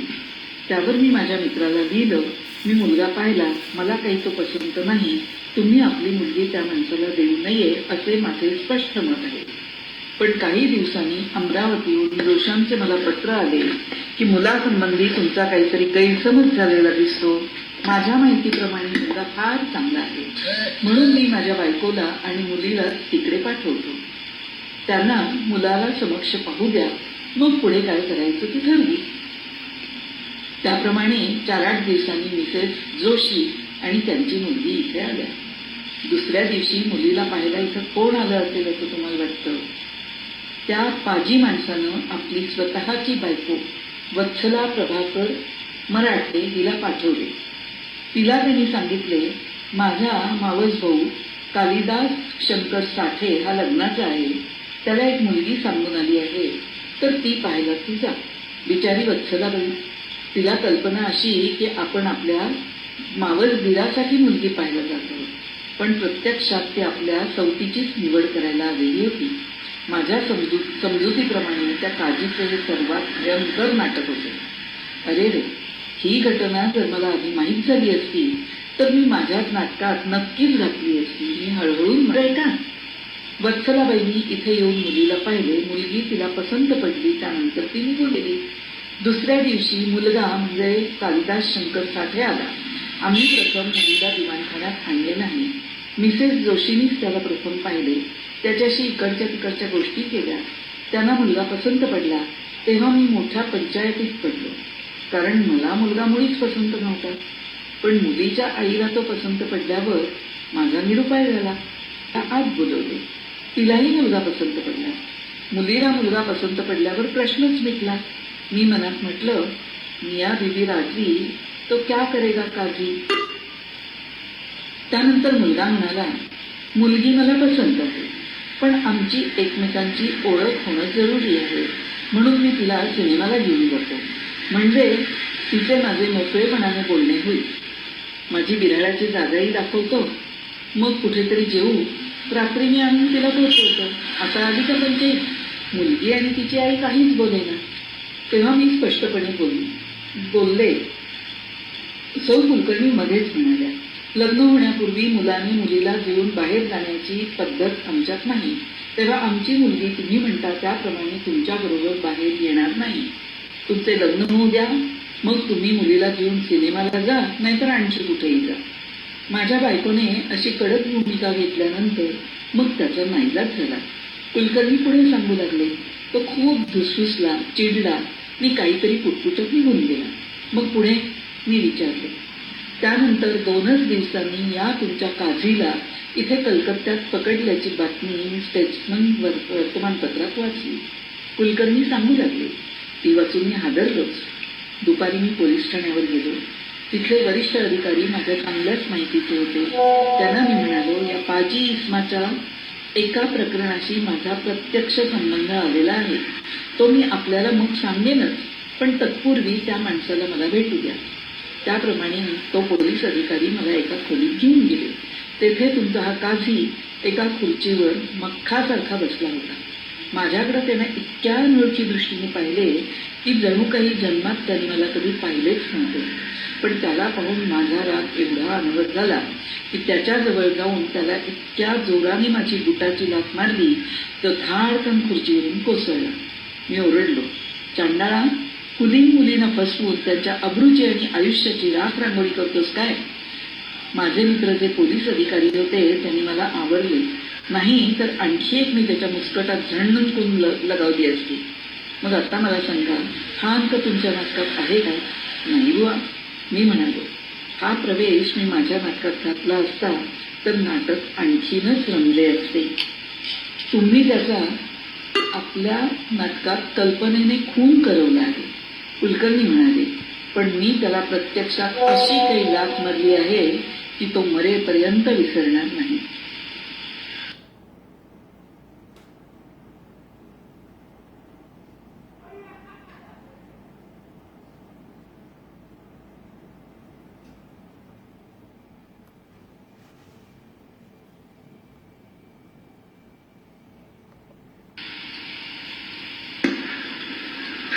आता ऐकूया श्री सुधीर जोशी यांनी सांगितलेली एक संत कथा.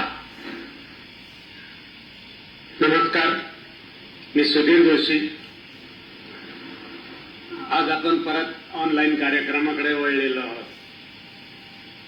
बाहेर सगळ्या जगामध्ये परत करोनाची दस्ती निर्माण झाली आहे आणि सर्व कार्यक्रम आणि मीटिंग्सवर निर्बंध लादले गेले. त्यामुळे आपल्याला परत ऑनलाईन कार्यक्रमाशिवाय पर्याय नाही राहिला. ऑनलाईन कार्यक्रम सादर करण्यासाठी देवधर सर आणि त्यांची पूर्ण टीम परत जोमाने कामाला लागली आहे.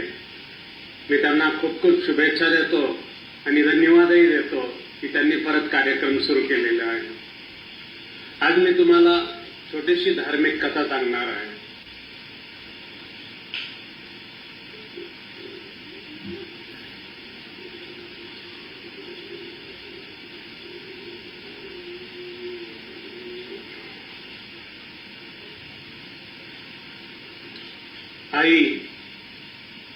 आई कीर्तनाची वेळ झाली, चल लवकर.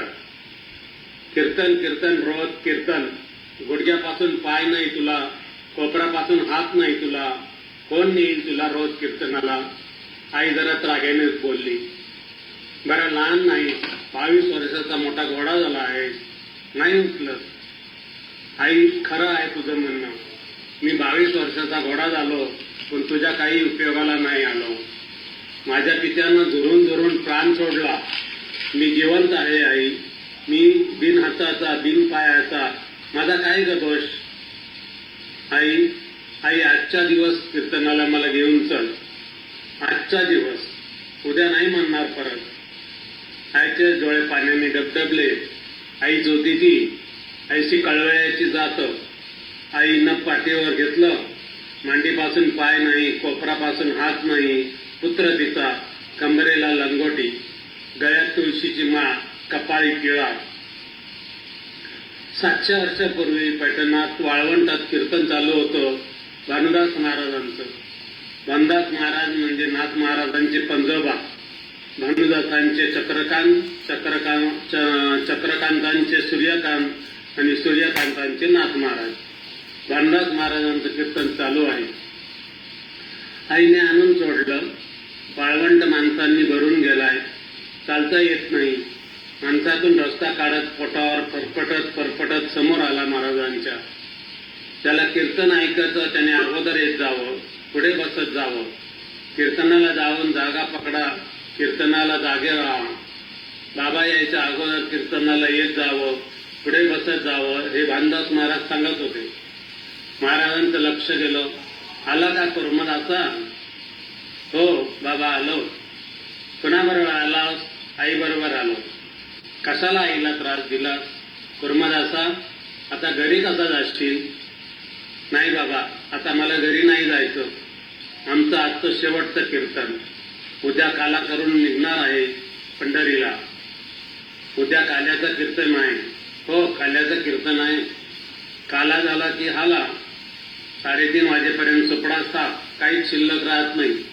आम्ही सगळे पंढरीला जाणार. महाराज मी येऊ का पंढरीला? कीर्तनाला यायला आईच्या पाठपोळी यावं लागतं तुला. तुला कोण नेईल रे पंढरीला एवढं लांब? महाराज तुम्ही फक्त हो म्हणा. तुम्ही मनापासून हो म्हणा, मी येतो का नाही पंढरीला बघा. महाराज विनोदानं म्हणाले, हो ये. वारकरी झोपलेले पाहिले आणि हे उठले. गोदावरीचं स्नान केलं. परपटत लोटांगण घालत पंढरीचा रस्ता धरला. तांबडं फुटलं. लोक उठू लागले. जाणाऱ्या विचारू लागला, अहो महाराज, पंढरीचा रस्ता कोणता ते सांगा. पुढे मग पुढे विचार. सकाळी 10 वाजेपर्यंत त्यानं बीड गाठलं. वेशीवर हनुमंताच्या मंदिरात गेला. मोठ्यानं ओरडू लागला, ऐका भानुदास महाराजांची दिंडी पंढरीच्या वाटेवर आहे हो. कोणी कालवण आणावे, भाकरी आणाव्या. भानुदास महाराजांची दिंडी आली. तोपर्यंत खाण्यापिण्याची सोय झाली. बिना हाता पायाचा कुर्मदासाला भानुदास महाराजांनी विचारलं, कुर्मदासा कसा आलास रे? तुमच्या भाऊने मला आणलं. भानुदास महाराजांनी सगळ्यांना भाजी भाकरीचे भोजन देऊन दुपारी प्रवचन झालं, हरिपाठ झाला, कीर्तन झालं. महाराज म्हणाले, उद्याचा आपला मुक्काम मांजरसुंबा. रात्री वारकरी झोपले की कुर्मदास निघाला. करडत मांजरसुंबा गाठलं. तिथंही त्याने आकारा केला. तिथेही भोजनाची व्यवस्था केली. एक मुक्काम मागं पडू लागला. येरमळा, बार्शी असं करत बार्शीच्या पुढे लवळ एक गाव आहे. कुर्डवाडीच्या पुढे जे गाव, त्या लवळ गावात आकारा दिला. दिंडी मागून आली. महाराज प्रवचन झालं. बंदसाजवळ महाराज आले. कुर्मदासा आता एकच मुक्काम राहिला. नाही महाराज, नाही येऊ शकणार आता मी तितक्या लांब. आला आणि एका मुक्कामासाठी येणार नाही म्हणतो. नाही महाराज. का? पालता होता तो ताना झाला. सगळं पोट सोलून निघालेलं, प्रचंड जखमा झालेल्या, रक्त वाहत होतं. जखमात खडे रुतले होते. कुर्मदास थकून गेला होता. बोलण्याचं त्राण राहिलं नव्हतं. निघाल्यापासून पोटात अन्न नाही. सगळ्यांसाठी अन्न गोळा केलं, पण स्वतःच्या पोटात अन्नाचा कण नाही. का? तर मलमूत्र कोण धुईल? माझी घरी आई माझी धूत होती, इथे कोण धुईल? म्हणून अन्न पाणी सोडलं त्यानं. भानुदासांचे डोळे डबडबले. कुर्मदासा काय केलंय? महाराज, घरी जाऊन काय केलं असतं? निदान पंढरीच्या वाटेवर आलो तरी आपण एकच करा. उद्या पंढरपूरला गेल्यावर पांडुरंगाला 2दा नमस्कार करा. सांगा पांडुरंगाला, तुझ्या पायाजवळ यायला कुर्मदासाचं पुण्य कमी पडलं. या जन्मात नाही पाहता आले चरण. पांडुरंगाला एवढा निरोप सांगा. भानुदासांचे पाय जड झाले. तसेच पंढरीला आले. चंद्रभागेचं स्नान केलं. पांडुरंगाच्या दर्शनाकरता बारीला उभे राहिले. भानुदासांनी पांडुरंगाकडे पाहिलं. पांडुरंगाने भानुदासाकडे पाहिलं. अंतःकरणात चिंतन इथपर्यंत पोहोचलं. पांडुरंग रुक्मिणी मातेला म्हणाले, लक्ष राहू दे वारीवर, लवळला जाऊन येतो. पांडुरंगांनी गरुडाला आज्ञा केली. पांडुरंग कुर्मदासाजवळ आले. त्याचं शिरकमल आपल्या मांडीवर घेतलं. कुर्मदासाला शुद्ध आली. त्याने वर पाहिलं. भगवंताचं रूप दिसलं. कुर्मदासा, आलो मी तुझ्यासाठी. भगवंता, माझ्यासाठी इथपर्यंत आलात. माझ्यासाठी हीच पंढरी. काळजी करू नको कुर्मदासा. काय हवंय तुला? माग कुर्मदासा, तुला काय हवं ते माग. कुर्मदास म्हणतो, मला काही नको. द्यायचंच असेल तर जन्मोजन्मी माझे सद्गुरू मला लाभो. बाकी काही नको. तेच मला द्या पांडुरंगा. पांडुरंगाच्या मांडीवर कुर्मदासाने शांत डोळे मिटले. अशी 700 वर्षापूर्वी घडलेली संत कथा आजही आपल्याला मार्गदर्शक ठरते आणि मोठा संदेश देते. हतबल होऊ नका. भक्तीच्या मार्गाने, उपासनेच्या जोरावर प्रतिकूल परिस्थितीवर नजर नर जन्माचं सार्थक करून घेता येतो. जे शेतकरी आत्महत्या करतात त्यांनी किंवा आत्महत्येचे विचार येतात त्यांना विचार करायला लावणारी ही संत कथा आहे. जय श्रीराम.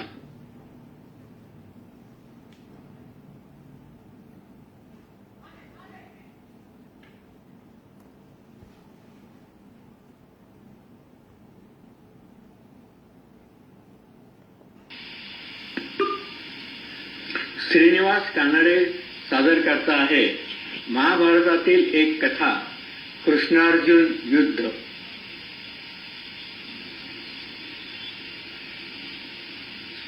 नमस्कार. नमस्कार मंडळी. मी श्रीनिवास कानडे.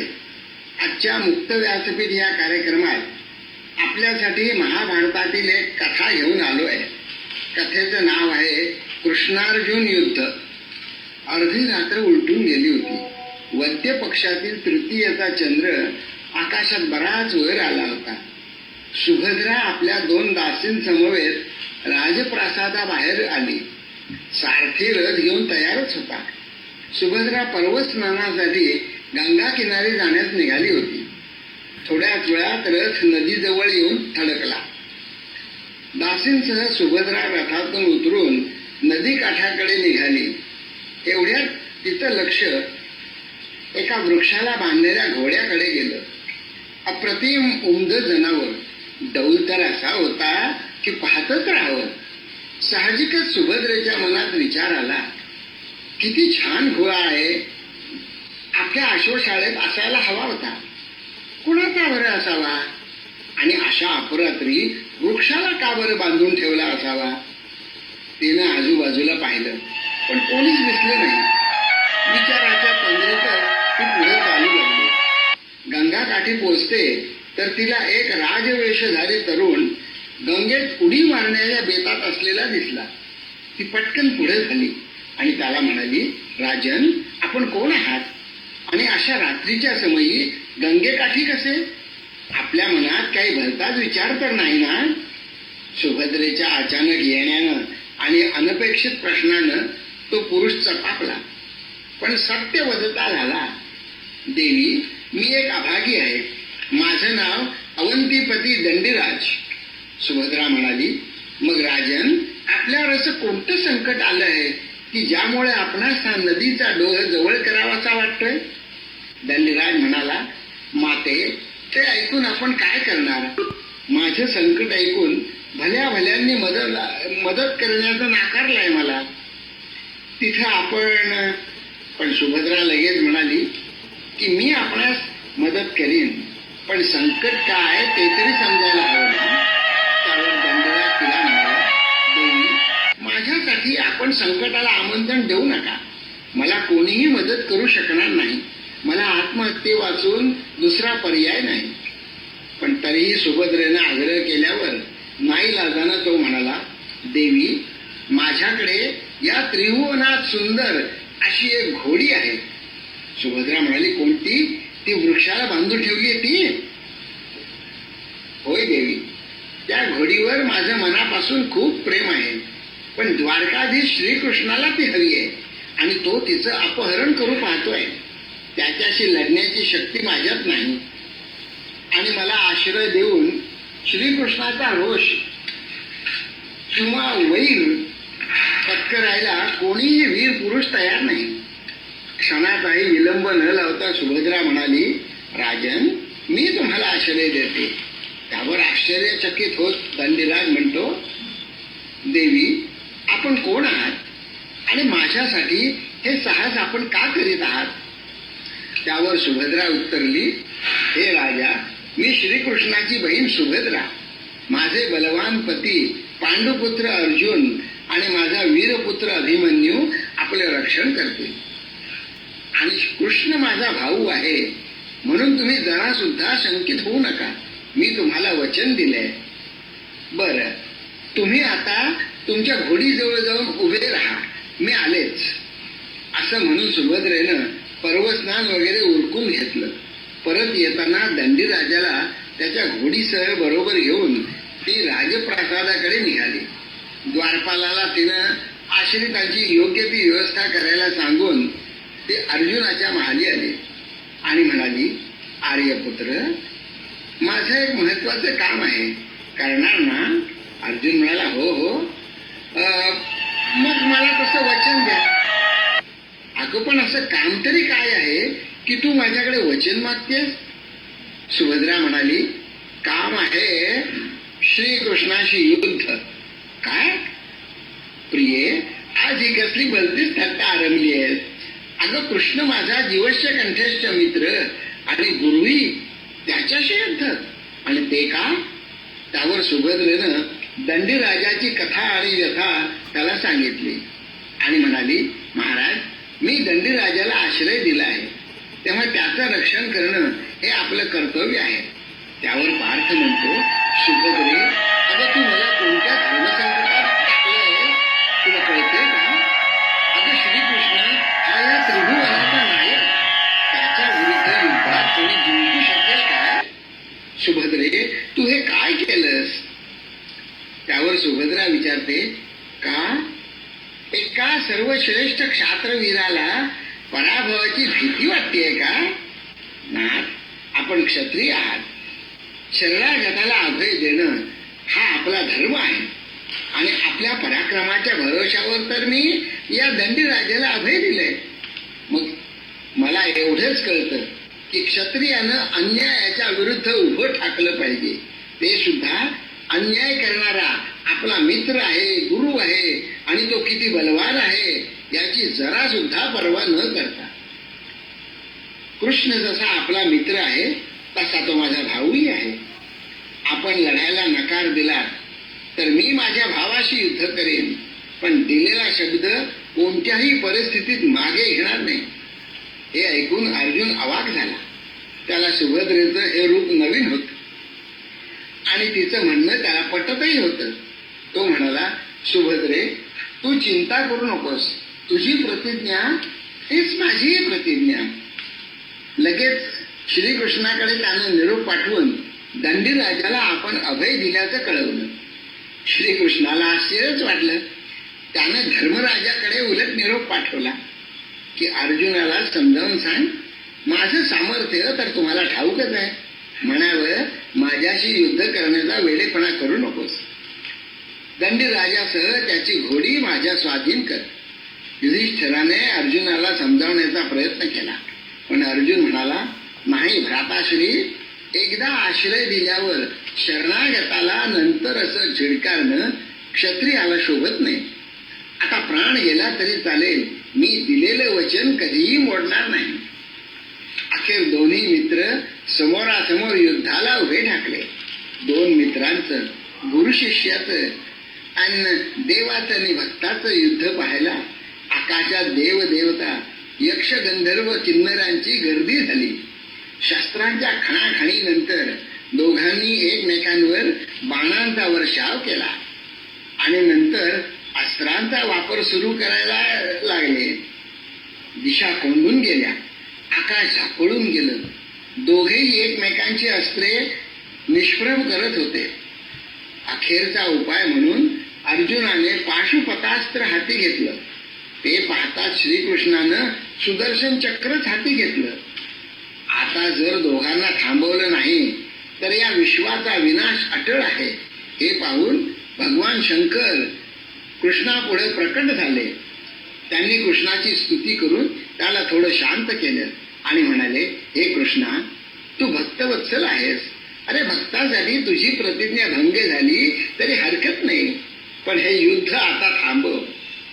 कृष्णानं ती विनंती मान्य केली आणि अर्जुनाला प्रेमानं आलिंगन दिलं. देवांनी आकाशातून पुष्पवृष्टी केली. भक्ताच्या हट्टापुढे भगवंतांनी माघार घेतली. घरी आल्यावर कृष्णाला समजलं की हे सर्व सुभद्रेमुळे झालं. त्यानं सुभद्रेला विचारलं की तू असं का केलंस? त्यावर ती शांतपणे म्हणाली, कृष्णा, मी पण तुझीच बहीण आहे. एका श्रेष्ठ क्षत्रियाची पत्नी आहे. दंडीराजावर होत असलेला अन्याय दूर करणं हे मला माझं कर्तव्य वाटलं इतकंच. श्रीकृष्ण म्हणाला, सुभद्रे, आज मला तुझा अभिमान वाटला. तू योग्य तेच केलंस. धन्यवाद.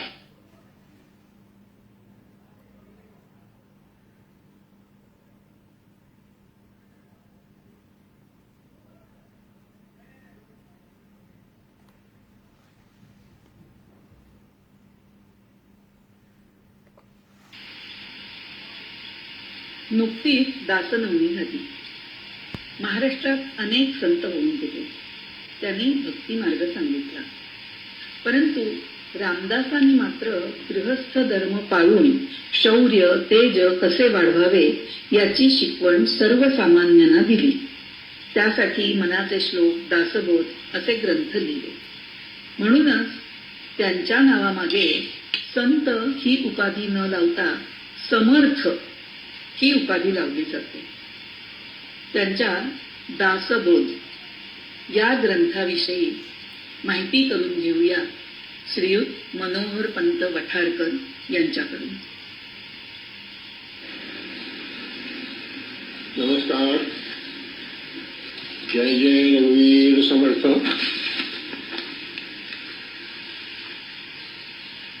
स्वामी स्वतःला दास म्हणून घेत असत. रामदास. केवळ रामाचे दासत्व पत्करून ते आपल्या आचरणात आणणारे स्वामी समर्थ रामदास स्वामी. स्वामी नेहमी सांगत असत, मला शोधायची असेल, भेटायची असेल तर या ग्रंथात शोधा. असा हा ग्रंथ दासबोध. बोध हा शब्द मुख्यतः ज्ञान आणि आकलन, समज या अर्थी वापरला जातो. दासांना झालेले आकलन म्हणजेच दासबोध आणि दासाने दिलेले ज्ञान, समाजाला दिलेले ज्ञान म्हणजेच दासबोध. दासांनी समस्त जनांना केलेला बोध म्हणजेच दासबोध. समर्थ सांगतात, क्रियेविना वाचाळता व्यर्थ आहे. त्यांच्या मनन, चिंतन, भक्ती यामधून त्यांना जे प्राप्त झाले ते या दासबोधामध्ये सर्वांना समजेल अशा प्रकारे मांडणी करून निर्माण केलेला ग्रंथ म्हणजे दासबोध.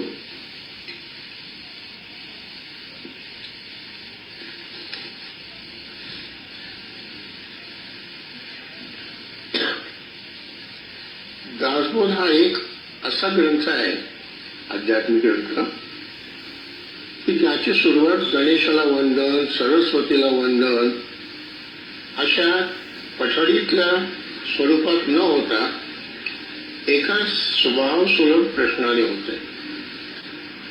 कोणताही ग्रंथ हाती घेताना आपल्या मनात सर्वप्रथम काय येते किंवा काय यावे, तर या ग्रंथाचं नाव काय, यात कोणता विषय मांडला आहे, याचं सार काय, किंबहुना मी हा ग्रंथ का वाचावा.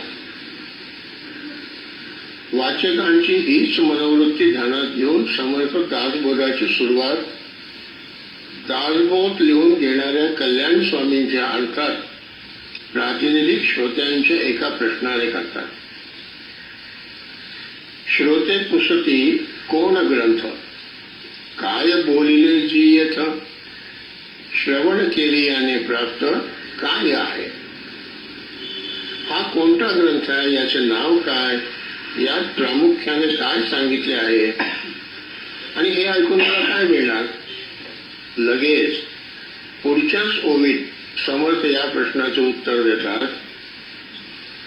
ग्रंथा नाम दासबोध, गुरु शिष्यांचा संवाद, येथे बोलिला विशद भक्तिमार्ग. या ग्रंथाचे नाव दासबोध असे आहे. हा ग्रंथ गुरुशिष्य संवादात्मक स्वरूपात आहे आणि यात मुख्यत्वे करून भक्ती मार्गाचे विस्तृत विवेचन केलेले आहे. स्वामींची दूरदृष्टी किती आहे पहा. पुस्तक लिहिण्यापूर्वीच या पुस्तकाचं ध्येय काय आणि नाव काय हे त्यांनी निश्चित केलं. ग्रंथाची सुरुवात इतकी तर्कसंगत आणि विवेकपूर्ण आहे याचा अर्थ नक्कीच यातील लिखाण हे निश्चयात्मक व विवेकपूर्ण असणार याची खात्री वाचकांना पहिल्या 2 ओव्यातच पटते आणि तो पुढे मोठ्या उत्कंठतेने वाचू लागतो. नवविधा भक्ती म्हणजे काय, खरे ज्ञान म्हणजे काय, वैराग्य कसे असते, अध्यात्म म्हणजे काय, या सर्वांचा उहापोह स्वामींनी या 2 ओव्यानंतर पुढे केलेला आहे. या ग्रंथाच्या लिखाणासाठी वापरलेल्या अनेक संदर्भ ग्रंथांची मोठी यादी स्वामींनी दिलेली आहे आणि त्यांचं असं म्हणणं आहे की दासबोध ग्रंथामध्ये काही खोटं असेल किंवा ते सिद्ध करायचं असेल तर वरील सर्व ग्रंथ खोटे आहेत ते आधी सिद्ध करा, अशी मेघ त्यांनी मांडून ठेवले. दासबोधात आपल्या दैनंदिन आयुष्याला स्पर्श करणारे अक्षरशः शेकडो विषय येऊन जातात. पण तो वाचण्याचा सर्वात महत्वाचा हेतू म्हणजे याच्या वाचनाने वाचकाला जन्मापासून पडणाऱ्या काही प्रश्नांची ठोस उत्तरे मिळतात.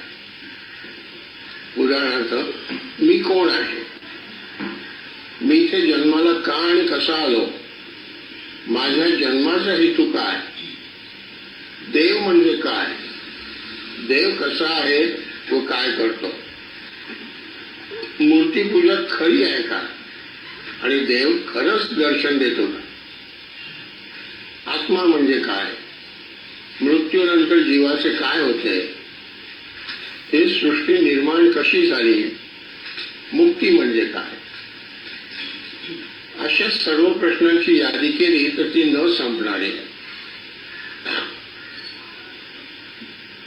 दासबोधाची नुसती अनुक्रमणिका जरी पाहिली तरी त्यात आलेल्या सर्व विषयांची बऱ्यापैकी कल्पना येते.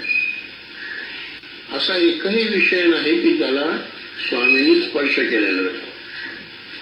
राजकारण, समाजकारण, अर्थकारण, राष्ट्रकारण, अध्यात्म, लोकस्वभाव, सृष्टी रचना, साहित्य, संगीत, व्यक्तिमत्व विकास, व्यवस्थापन, प्रयत्नवाद, ध्येयनिष्ठा, ज्ञानवाद, धर्म, विवेकवाद, चातुर्य लक्षणे, धूर्तपणा, दिनचर्या, साधनेची मूलभूत तत्वे, गणित, विज्ञान, रसायनशास्त्र, भौतिकशास्त्र, जीवशास्त्र, वनस्पती विज्ञान, भाषा, इतिहास, भूगोल.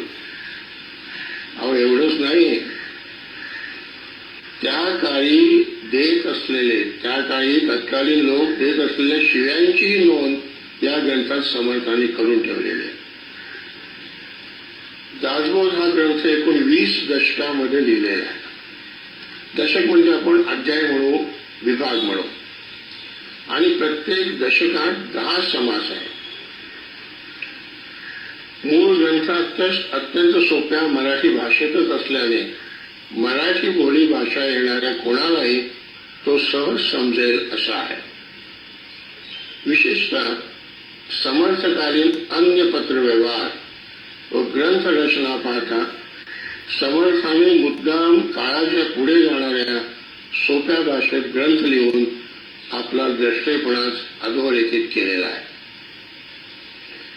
एकेका समासात एक एक विषय घेऊन समर्थाने सांसारिकांना, साधकांना, निस्पृहांना, विरक्तांना, सर्वसामान्यांना, बालकांना, प्रौढांना, वृद्धांना, सर्व जाती पंथ धर्माच्या स्त्री पुरुषांना, मानवी मनाला उद्देश केलेला आहे.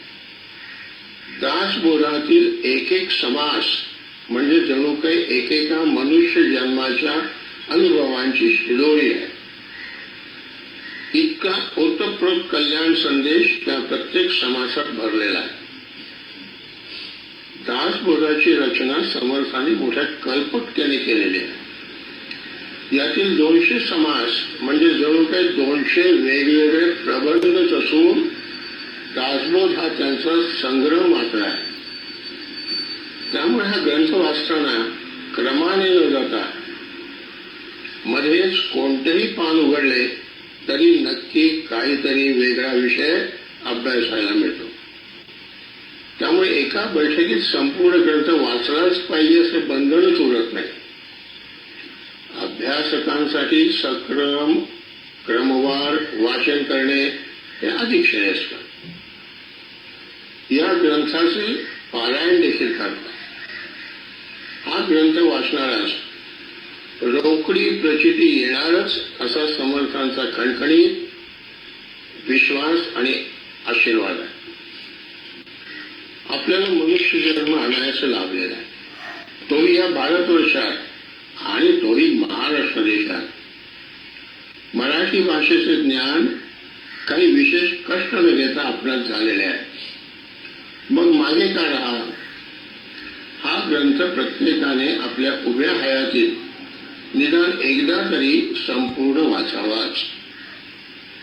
दासबोध एकदा वाचलेलं मनुष्य मिळतच नाही, म्हणजे एकदाच वाचलेलं मनुष्य मिळते, कारण तो एकदा वाचला की पुन्हा पुन्हा वाचत राहावा असा मोह होतो. समर्थांचे शब्द सांगायचे तर, भक्तांचे दिसाभिमाने कृपा केली दाशगतीने, समर्थ कृपेची वचने तो हा दासबोध श्रीराम. 20 दशक दासबोध, श्रवणद्वारे घेता शोध, मनन करत्या सविशद परमार्थ श्रीराम. 20 दशक दोन्हीसे समान, साधके पाहावे सावकाश, विवरता विशेषा विशेष कळू लागे श्रीराम. ग्रंथाचे करावे स्थल, स्तवनाचे काय प्रयोजन, येथे प्रत्ययास कारण प्रत्ययो पाहावा श्रीराम. जय जय रघुवीर समर्थ, जय जय रघुवीर समर्थ.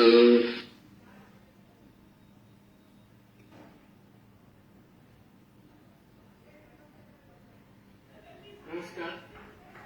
आजचा सभासदांचं मनोगत आणि मुक्त व्यासपीठ हा कार्यक्रम संपन्न झाला. मला खात्री आहे नेहमीप्रमाणेच हाही कार्यक्रम आपल्याला आवडला असेल. कार्यक्रमानंतर आपल्या प्रतिक्रिया जरूर कळवाव्या. आजच्या कार्यक्रमात ज्या ज्या सभासदांनी भाग घेतला, ज्यांनी आपली मनोगत व्यक्त केली, तसंच मुक्त व्यासपीठ यामध्ये सहभाग घेतला, त्या सगळ्या सभासदांचं मनःपूर्वक अभिनंदन आणि त्यांना मनःपूर्वक धन्यवाद. कार्यक्रमाची सांगता नेहमीप्रमाणे प्रार्थनेने करूया. दुरितांचे तिमिर जावो, विश्वस्वधर्म सूर्ये पावो, जो जे वांछील तो ते लाभो, प्राणी जात सर्वेत्र सुखिनः सन्तु, सर्वे सन्तु निरामया, सर्वे भद्राणि पश्यन्तु, मा कश्चित् दुःखमाप्नुयात्. ओम शांती शांती शांती. आज खास आपल्यासाठी पुरणपोळीचा अल्पोपहार सादर करीत आहोत. त्याचा जरूर आस्वाद घ्यावा. धन्यवाद.